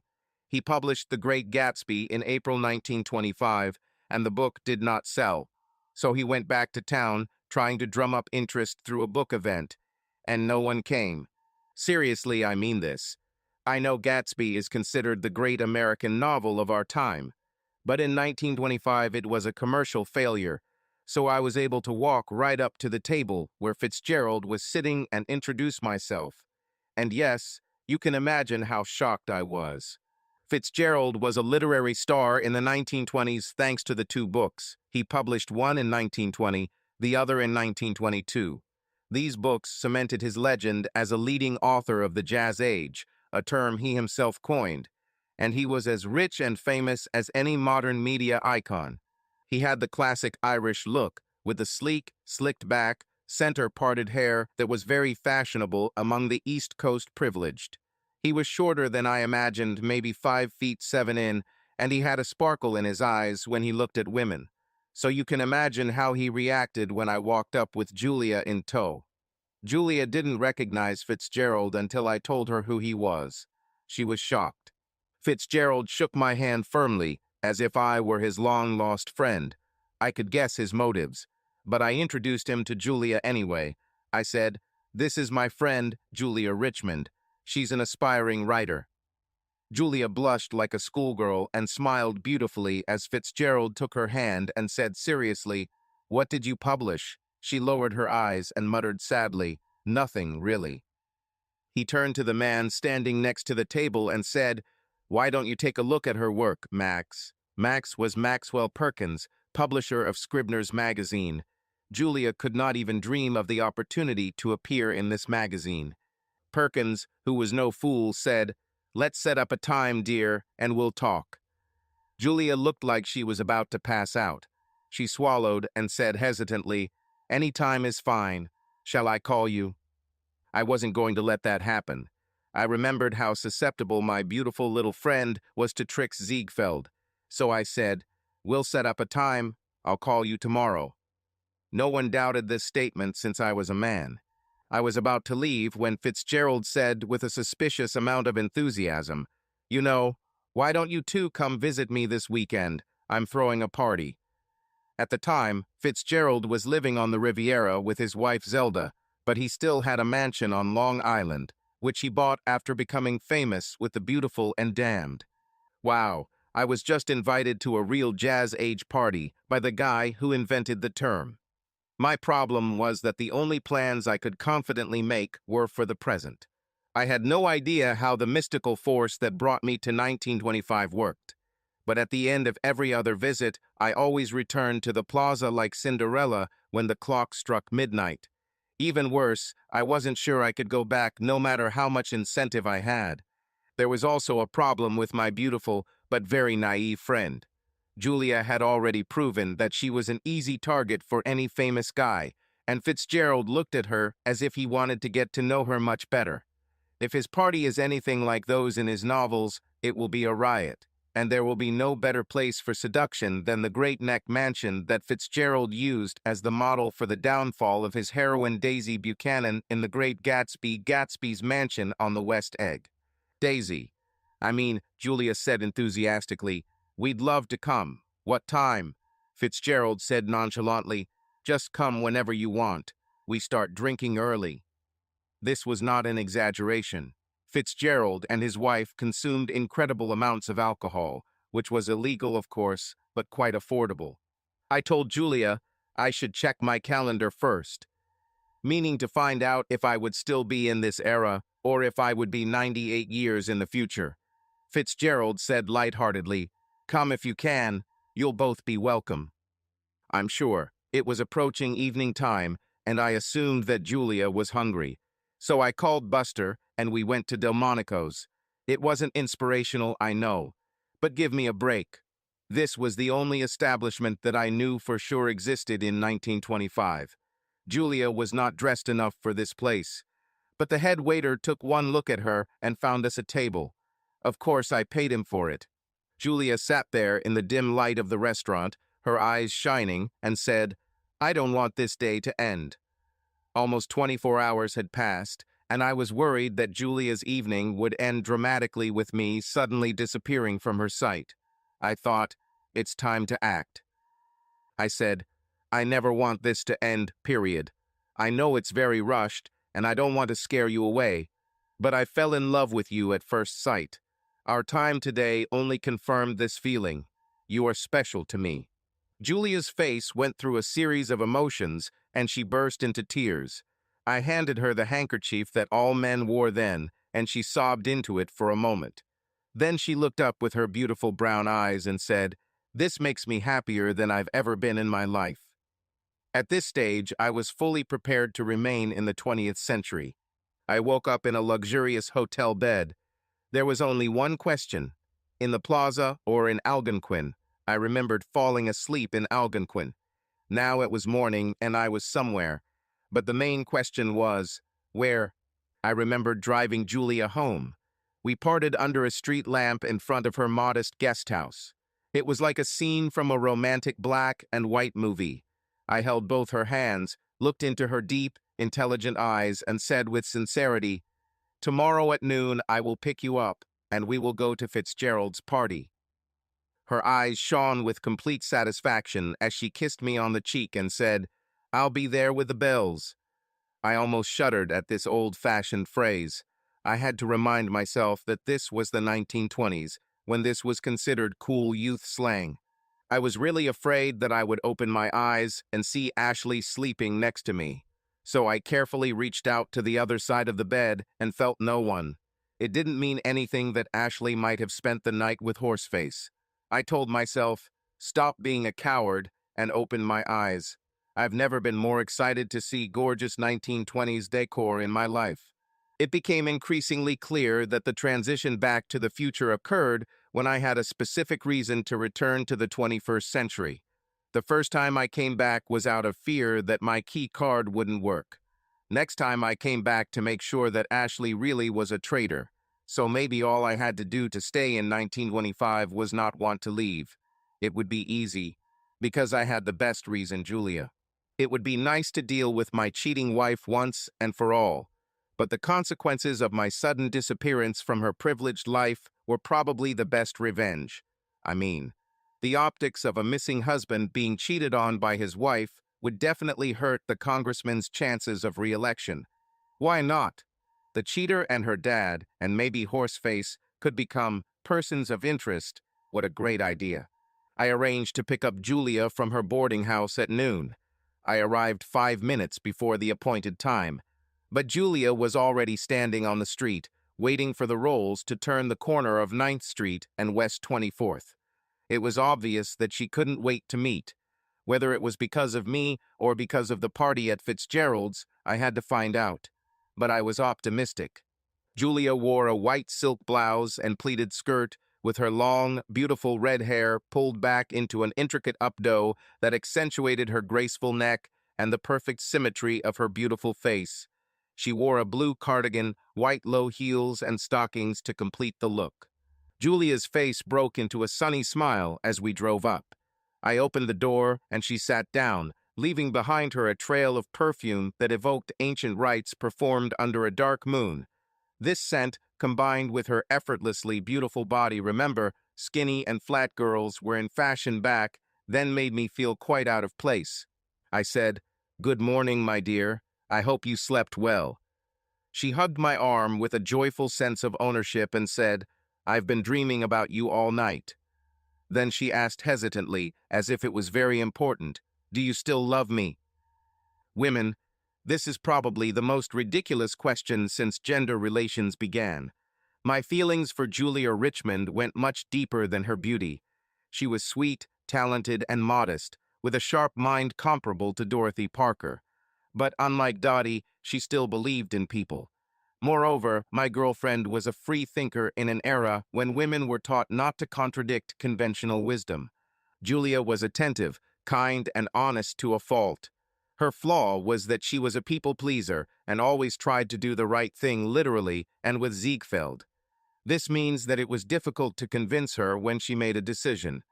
In many ways, a woman with Julia's worldview was better suited to the 21st century than the 20th. And then it dawned on me. I ended up in 1925 because my soul, or whatever else they call my feelings, was suited to this era. And Julia was better suited to my time, but she was stuck here. So maybe I ended up in 25 because some crazy cosmic force decided that we should be together and brought me to this time. I was happy with this explanation as it gave me this wonderful life partner, and I never refused the metaphorical gift of fate. The trip to Great Neck was nothing like it would be today. First, most highways, bridges, and tunnels did not yet exist. So my trusty Rolls drove us through Lexington to the Queensboro Bridge, and then east along Northern Boulevard. We drove past Flushing Bay and the Murray Hill area of Queens. We then drove south of Little Neck Bay to the Fitzgerald Mansion on Gateway Drive in Great Neck. We drove past Willets Point in Flushing. This was the Valley of Ashes, where most of the waste in Brooklyn and Queens was burned. In 1925, the entire area was a swamp, and it was so far from the city that its desolation did not affect the people except for the few who lived there. It was a wasteland of ash and smoke, just as Fitzgerald had described. He probably passed through it often on his way into town, hence the source of the metaphor. The city cleared the area in 1939 and then held 2 World's Fairs there. The site was taken over by the Mets baseball team in 1964. The contrast between what I saw outside my window now and what I remembered from occasional trips to Shea Stadium was disorienting. In Fitzgerald's book, Gatsby's mansion was on the east coast of Great Neck, overlooking the west coast of Sands Point, where Daisy's mansion was. But Fitzgerald's real mansion, the one he used as a model for Gatsby's home, was actually located in the heart of Great Neck. It was an impressive Italianate building, set back on a curved driveway and surrounded by carefully manicured landscaping.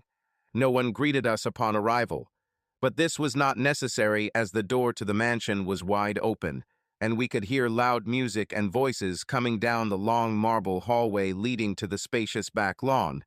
Julia grabbed my hand as we walked through the French doors and onto the terrace.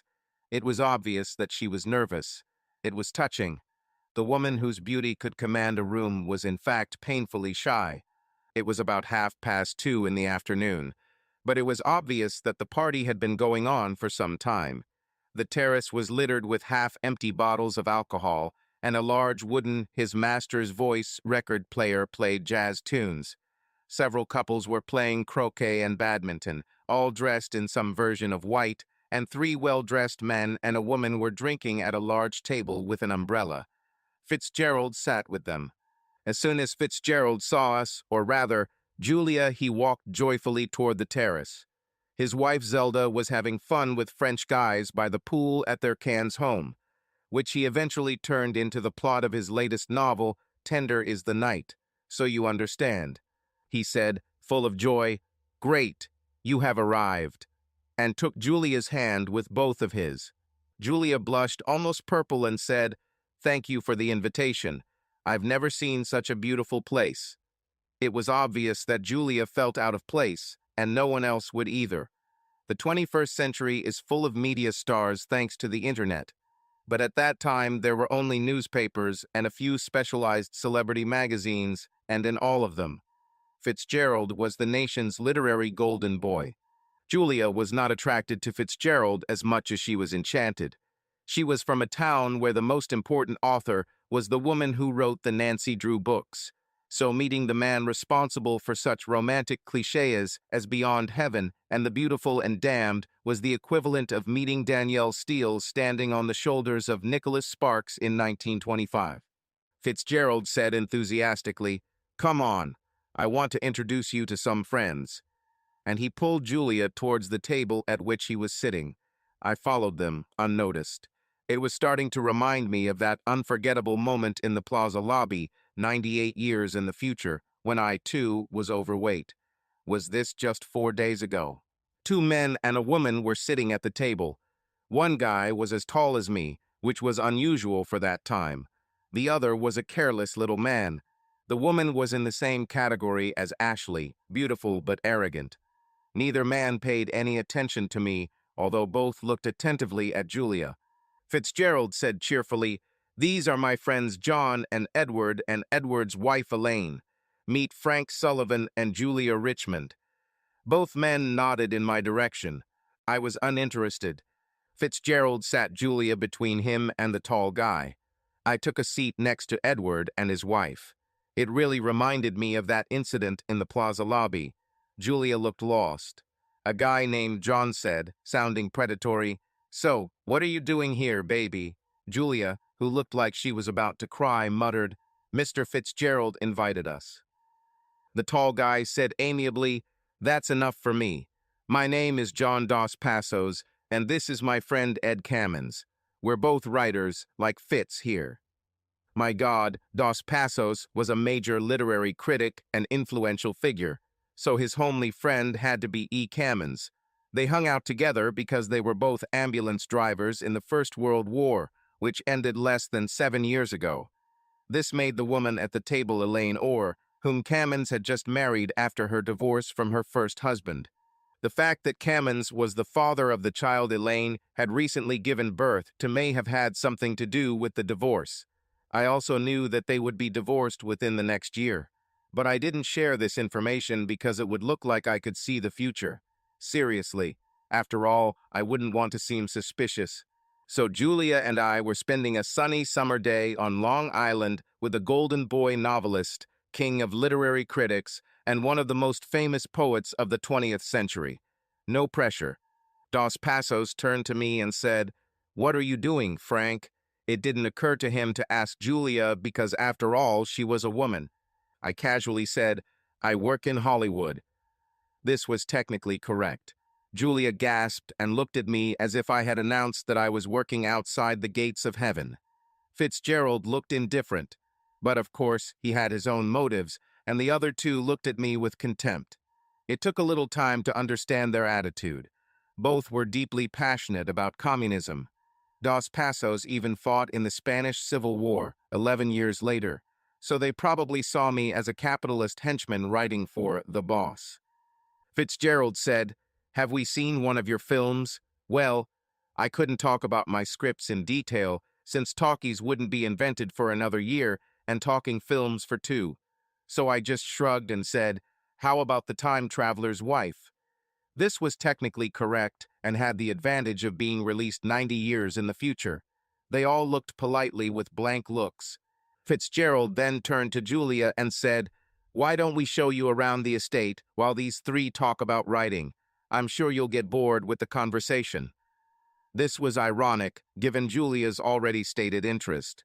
This also meant that Cammons' wife would not be bored, but she was expected to just sit there and smile with a blank smile on her face because she was married to Cammons. And Fitzgerald, well, he had his own motives, of course. Julia looked at me with concern as Fitzgerald took her hand and led her towards his mansion. It was obvious that the owner of the estate had something more on his mind than just a walk.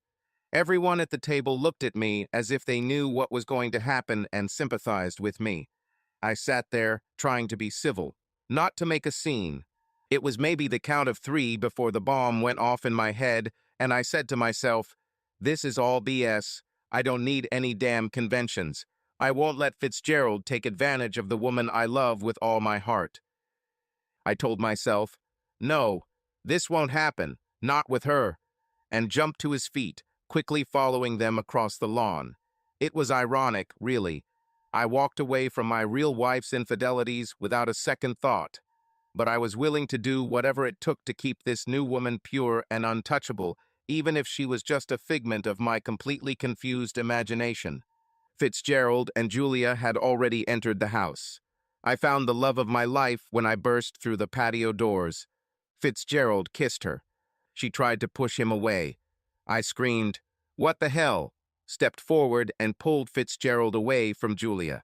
I said in a steely voice, "Let me explain something to you, you bastard. I don't care what kind of literary celebrity you are. I love Julia and I'm going to marry her. And if anyone dares to touch her except me, he'll lose his hand and end up with it in his ass." Fitzgerald looked stunned. He probably really thought that I would be flattered that a literary celebrity would cuckold me. However, he was a very cold-blooded person. His whole body relaxed. He gave me a perky smile and said, "No problem, old man. I didn't know you felt that way about her. Let's have a gin and fizz and forget this happened." At this point, Julia intervened. Her voice, full of sarcasm, said, "Seriously? Do you think we'll stay here after what you just did to me? How pathetic do you think we are?" She was straightening her blouse. That's when I really saw her. Julia could be polite, attentive, even modest and shy. But she was not weak, especially if someone violated her concept of decent behavior. I probably should have known that. I mean, a woman took a bus alone, came to the most intimidating city in the USA, and lived without any support simply because she wanted to be a writer. These are the actions of a brave man. I admit that Julia fell for the trick. Ziegfeld, after all, she was a naive girl from a small town, and perhaps the failure of this relationship had thrown her a little off track. But Julia was always ready to stand by her principles, no matter what. Naturally, I thought, and not because Ziegfeld is with me now, I know. I spend too much time thinking. However, this question was answered in the next hour. Julia grabbed my hand and dragged me to the rolls, which, as always, was waiting faithfully at the entrance. Fitzgerald followed us, protesting. I looked out the window and said calmly, "No offense, old man. You just picked the wrong woman." Julia snorted loudly. She was still angry. We drove in silence. Then she turned to me, her eyes burning. She whispered firmly, "Did you really mean what you said there? Are you really going to marry me? Crap." I hoped she didn't hear it. This was really said in the heat of the moment. But to paraphrase the Latin saying, in era veritas, truth is in wrath. Seriously, I wasn't going to let this woman go. I really loved her, and I really wanted to marry her. You know, when you meet the one, you can be sure.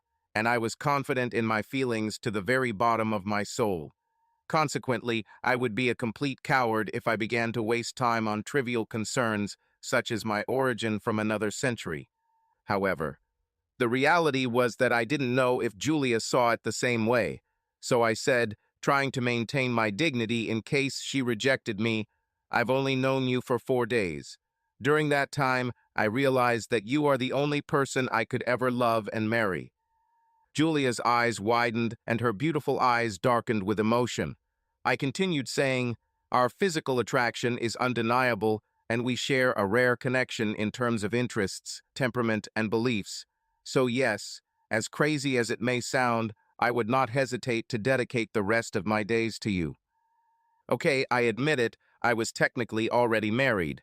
But I don't think the laws about bigamy apply to the second wife if she precedes the first by 92 years. More importantly, I had no intention of returning to the 21st century, for better or for worse. I added, challengingly, "If all you want is my love and devotion, then I can promise you that." It was clear from Julia's reaction that this statement hurt her greatly. After all, she was a small-town girl with all the values that came with it. I continued, "However, I am my own person, and I respect the fact that you are too. So tell me honestly, if you think this is too hasty, I will back off. Because I am sure that we will be together for life when we get to know each other, and I want that to happen." Julia burst into tears the last time we discussed this. But this time she just sat there, looking at me, her eyes focused, as if she was trying to decide whether I was telling the truth or not. Finally, she seemed to relax and all barriers fell down. She threw herself into my arms across the seat. It didn't lead to sex in the back seat. It was something much more valuable. Julia buried her head in my shoulder and rubbed herself against it.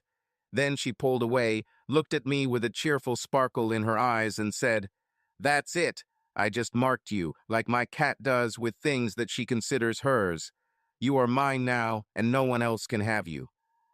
It was such a sweet and touching gesture that all I could think was, this woman may have a beautiful face and figure, but she has a gentle and sincere soul. We stood frozen for several long seconds, looking at each other, faces only a foot apart. Then we kissed. I looked into her big brown eyes, with a cute wrinkle between them and a scattering of freckles on her flawless cheeks. I said, "You feel it too, don't you? This is our future together until we die." She said seriously, as if making a solemn promise, "All I ever wanted was to love and be loved. I know you are that person. You will never doubt my loyalty." Now, some of you may think that I am a complete scoundrel for making such a statement when I already had a wife. But Ashley has proven that she is not worthy of my loyalty, and more importantly, Ashley will not be born at this time, even if Julia and I live a long and happy life together. I took her tender little right hand in mine. She looked puzzled. I shook her hand as if I was making a deal and said, "I agree." Then I laughed and added, "I know how lucky I am." We drove back to town in silent unity. Julia lay across me, her face pressed to my chest, and I held her. From time to time, she raised her head and looked into my eyes, as if trying to make sure of something. Then she pressed herself against me again. If women could purr, Julia would do it. What about me? I desperately tried to find balance. That's why I was glad we didn't talk. The gap between my former comfortable life and the challenges of this brave new world would irritate anyone. So I suffered from a serious case of cultural dislocation. Social scientists call it culture shock. That is, it's one thing when romance captivates you. But I had only been a resident of the 20th century for about 4 days, and I had no idea how to live here. Think about it. Last week, I was 3,000 miles away and 100 years in the future. I may have been unhappily married and hated my job, but I had mastered all the nuances of that life. Now I was alone in someone else's time. Nothing about 1925, not his attitude, not even the sights, sounds, and smells resembled my era. I'll adapt. But this was too much. I survived until now because the basics of American society were the same, at least in general terms. This means that the basic elements of the political and social systems were similar. However, there were many nuances to everyday life in 1925 that I certainly did not know. Seriously, this was still an era when potties and latrines were all the rage, and the US was largely agrarian. The emerging radio networks Sarnoff's NBC and Paley's CBS were the only media outlets, and there was no television or internet.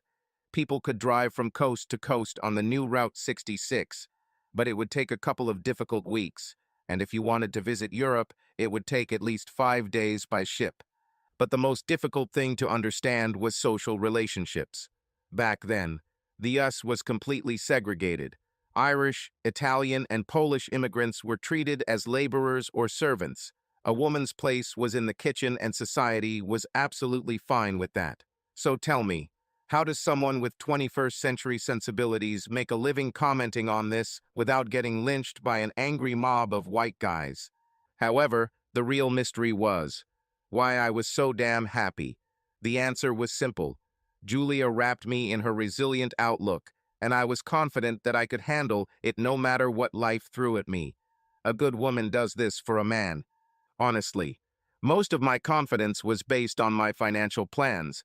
I was looking to invest in some new startups like Chrysler and a small company in Bethpage called Grumman, so I knew that I would eventually become rich. I also knew that I would be filthy rich when I sold my shares at the end of October 29. It's not insider trading if Black Tuesday is in all the history books. Therefore, money was not an issue, and money protects you from many other things. I dropped Julia off at her guest house after a romantic dinner under the stars in the garden room at Lu Chow's. I know that sounds pretty anticlimactic considering what just happened between us.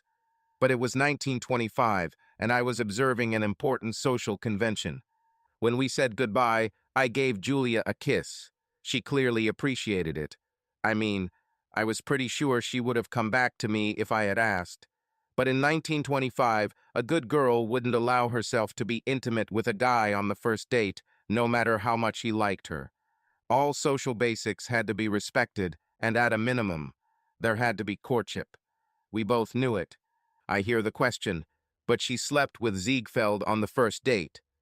Yes, indeed, Ziegfeld took advantage of Julia's vulnerability, but for him she was just a conquest. nothing more. I wanted Julia for a long time. Therefore, she had to understand that for me, she is much more than a trophy. The sex will come later, and it will be better because her heart will be in it. Julia was clearly very sexy. It was felt in her every movement, and she could give you such a longing look that your socks would set on fire. But she considered herself a good girl, and this perception was important to her. Accordingly, she kept her passionate nature under lock and key like any person with an ounce of self-respect. Julia had sex for the first time with the man she was planning to marry, but the Spanish flu took him a week before the wedding. Julia told me that he was cheerful and healthy on Monday, and by Friday he was already dead. The first influenza pandemic was extremely virulent and sudden. History tends to forget unique events like the Spanish flu because they are so fleeting and personal. But in 1 year, he killed 10 times more Americans than all our soldiers died in the entire First World War. And yes, it was the H1N1 strain, the one we are so familiar with today.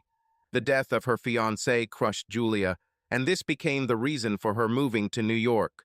She sadly told me, "Life is fleeting, so you need to live here and now and not wait for an uncertain future." 1 week I was supposed to become a farmer's wife, and a week later I had no future. There was nothing left at home, so I left for another place to find yourself again. It was a sensible look, so typical of Julia. We're all drifting, and none of us, even the most enlightened, sees all the stones. Therefore, you need to be prepared to overcome life's obstacles when they arise. Julia had the courage, strength, and adaptability to do it. I saw Julia every day after that. Every day was a new experience with the most interesting best friend in the world. I would pick her up, and we would do cultural things like evenings at the Philharmonic or walks through the Metropolitan Museum of Art. The reality that my wife Ashley left me in this very place just 10 days ago was simply 99 years removed from my mind. Julia did it this way. However, Julia was not only sophisticated, she was also a baseball fan, so we went to East 161st in the Bronx and watched Ruth, Jerry, Lazary, and the rest of the legendary Killer Line players play baseball. And my modest and shy woman turned into a beer drinker whose loud opinion about the referees was openly slanderous. And yes, I was aware of how special it was. Julia's remarkable beauty attracted attention wherever we went.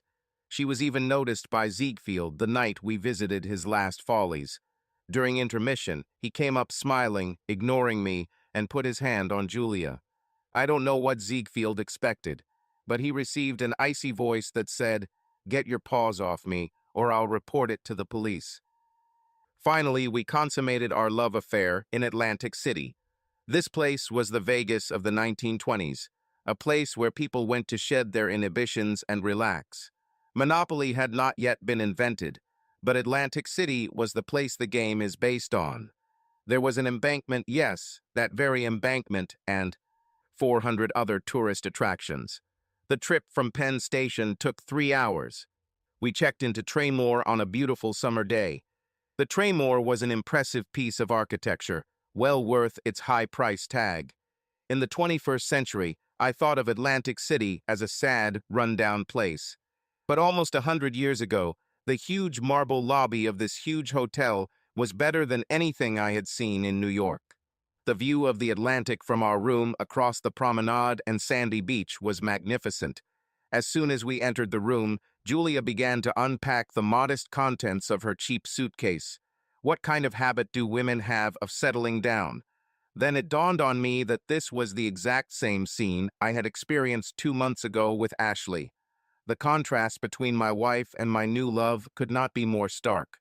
Julia, with a sly smile, disappeared into the bathroom, which was a novelty for hotels at that time.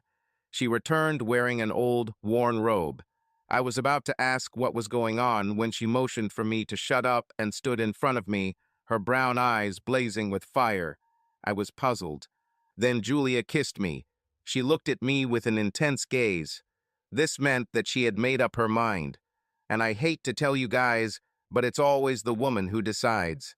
We made love. Julia said, "I think it shocked you. This certainly amazed me. I've never been. You must understand that this is a gift that I am giving you." She then casually added, "So I guess that puts us on the path to marriage, if you want me." "Want her? Seriously?" I said dryly. "Well then, get me to church on time. Tomorrow." The wedding did not take place immediately or even after a couple of months. But the next day, Julia moved into my room at the Algonquin. Dottie gave me approving glances every time we crossed paths, and she ensured Julia a permanent place among the invitees at the round table. Dottie had a kind soul behind her intimidating intellect, and I think she saw how much Julia and I loved each other. Julia was as delighted by the witty conversations of the round table members as I was, and Julia could hold her own in front of anyone. Of course, it was not a laurel on which a beautiful woman like Julia could rest. Julia told me that the round table was the community she dreamed of joining when she came to New York. Our participation increased our visibility, and since the round table was the pinnacle of literary society, we received requests for articles. The jobs that people like Perkins and Ross offered us allowed us to live off the income from our writing, which was a surprising but very welcome bonus. We didn't need the money I brought from the 21st century. Of course, my investments were going well, just as I knew they would. It's useful to see the future. But it was nice when your calling, like writing, was recognized by someone other than your spouse. The fact that Julia published more articles than me made me happy, because Julia needed this recognition more than I did. We finally got married in Toledo. At the time, it was Ohio's third largest city, with a population of about 250,000. Both of Julia's parents were present. Mine couldn't come because they weren't born yet, so I told everyone that I was an orphan. Julia's father was a manager at the Libby glass plant, not a farmer. Therefore, the wedding was a kind of social event. Julia's status as a society princess was another thing she didn't mention. I thought she was a country girl, but the farmer probably wouldn't fund his daughter's writing career, so I had to figure it out. I met Julia's ex-fiancé's parents at a wedding. They were a German couple who actually owned a farm on Star Road, west of Toledo. The groom's mother constantly thanked Julia in broken English. The woman had tears running down her cheeks as she did this. I think it was because Julia's gesture gave them some comfort after the loss of their son. My wife's big heart had such an effect on people. I thought the invitation from her ex-fiancé's parents was a touching and humane gesture made out of simple kindness, not disrespect. The contrast between Julia's concern for the feelings of a couple of broken old men and Ashley's antics of inviting jerk to her philandering sister's wedding couldn't be more obvious. After that, we took the 20th Century Limited back to Grand Central Station. Given my 21st century biases, one of the things that surprised me most about the 1920s was the ease with which one could move around the country. The advent of the airline industry and the superhighways that Ike built killed the railroads, but in 1925 trains were a truly cheap and comfortable way to get from one place to another.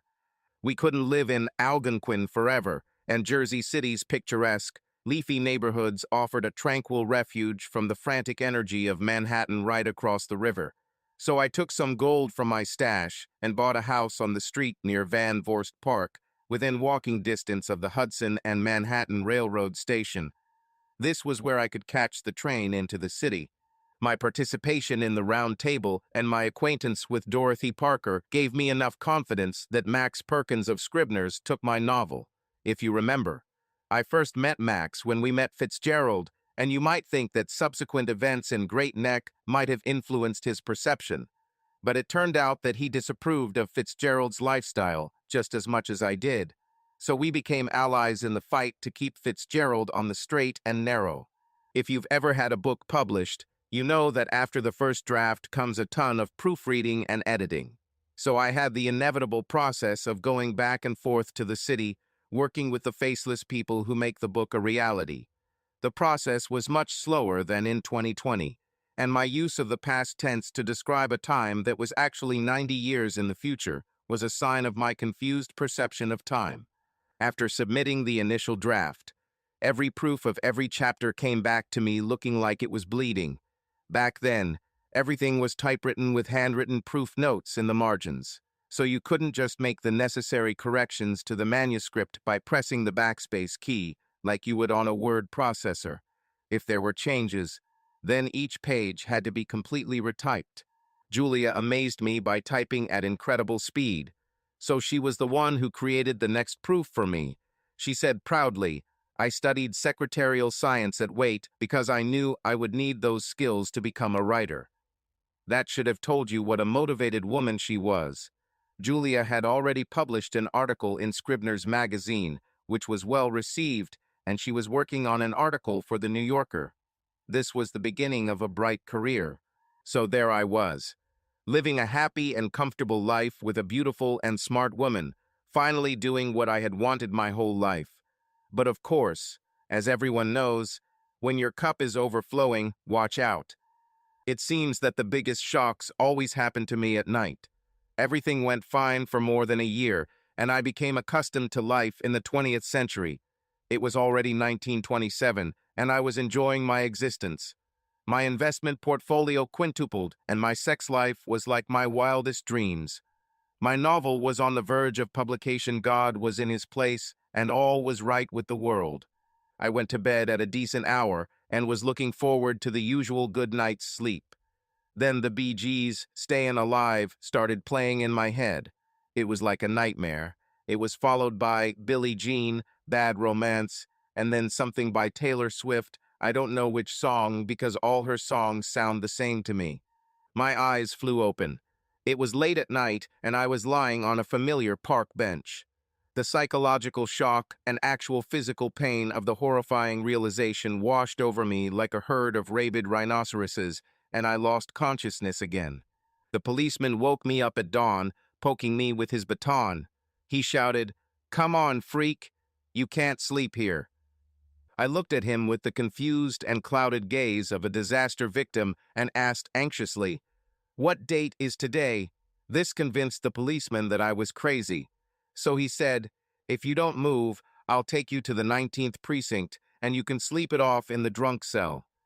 I said pleadingly, "Please tell me, what date is today?"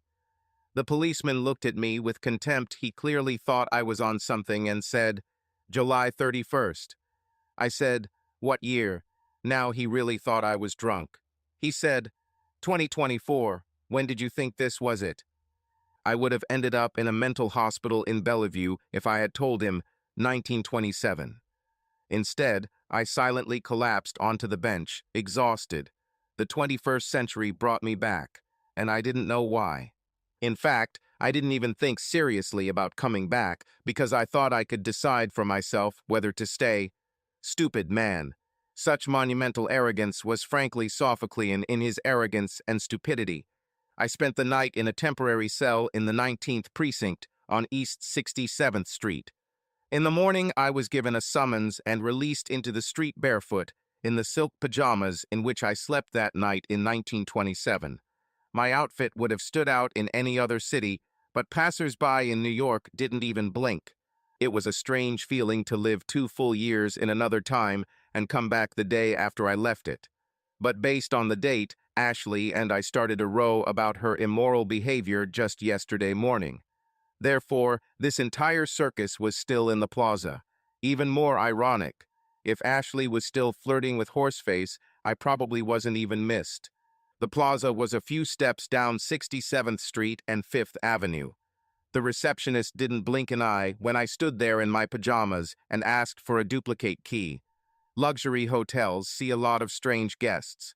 Ashley wasn't in the room. Of course she wasn't. My soon-to-be ex-wife now had other priorities. Ashley not being there was a huge relief as I was in a hurry and didn't want to deal with her. Besides, she was dead to me. I showered, shaved, and changed into something comfortable. Then I went to the Chase Bank on Madison Avenue. I had my passport in my travel bags, so I had the ID I needed to receive the money. I reviewed all the logical actions while sitting in the cell and came to the final decision.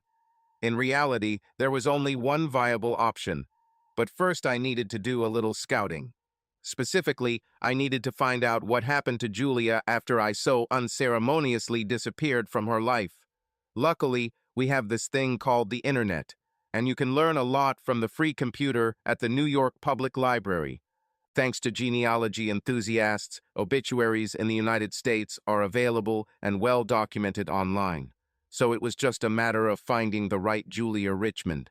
I searched among the names of a surprisingly long list of women from that time and found nothing. Then it dawned on me, and I tried Julia Sullivan, her married name. This also gave a long list. It seemed that I would be kicked out of the library before I found anything. Then a thought came to me.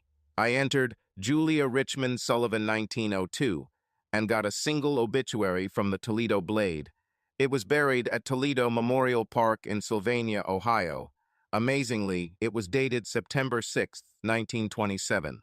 The photograph of Julia was exactly as I remembered it, but the obituary headline tore my heart apart. It read, "Died of love." The article said that Julia died just a month after my mysterious disappearance. It was assumed that the cause of her death was my disappearance. I could imagine the poor faithful girl, having lost her fiancé and now her husband, dying from the loss. The burden of guilt was so overwhelming that I laid my head on the keyboard and sobbed. The death of such a beautiful and intelligent woman in the prime of her life was indescribably painful. But knowing that I was the cause of this was absolutely unbearable. There is no return from such awareness. I was the walking dead. I leaned back in my chair, rubbed the tears from my eyes, and said loudly so that people around me would shush me, "This has to end here." In fact, I had already solved the problem while sitting surrounded by various Central Park alcoholics in the 19th precinct. What I learned gave me the strength to follow through without hesitation. I was apparently two identical entities fixed in time. Why? I don't know. I just knew that it was so, and for reasons unfathomable, sometimes they switched places. Consequently, the transitions back and forth from century to century would continue as long as we were both alive. So it was obvious that I needed to eliminate my 21st century version so that the other version would remain in the 20th century. Yes, I was talking about death. It made sense. Because if a person born and raised in the 21st century does not exist, then there will be nothing to pull the person from the 20th century back, and this, in turn, would save Julia from the sad fate that brought her a month later. In those days, they never said directly that someone had committed suicide. Of course, if my assumption is wrong, then I can destroy myself forever in both places. But maybe that's not such a bad thing since I couldn't imagine life without my wife.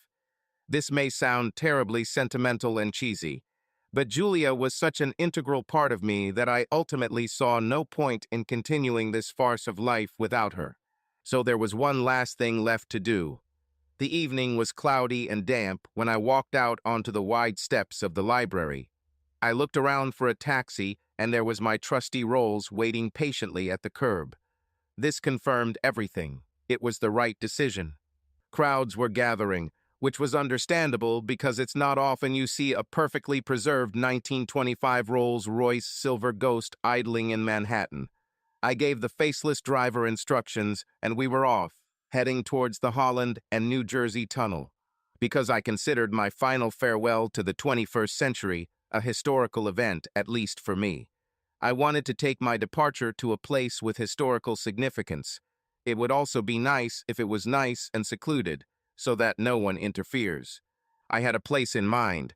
It was under the Hudson Bluffs where the fatal duel took place between Alexander Hamilton, you know, that guy on the $10 bill, and the man who was Vice President of the United States at the time, Aaron Burr.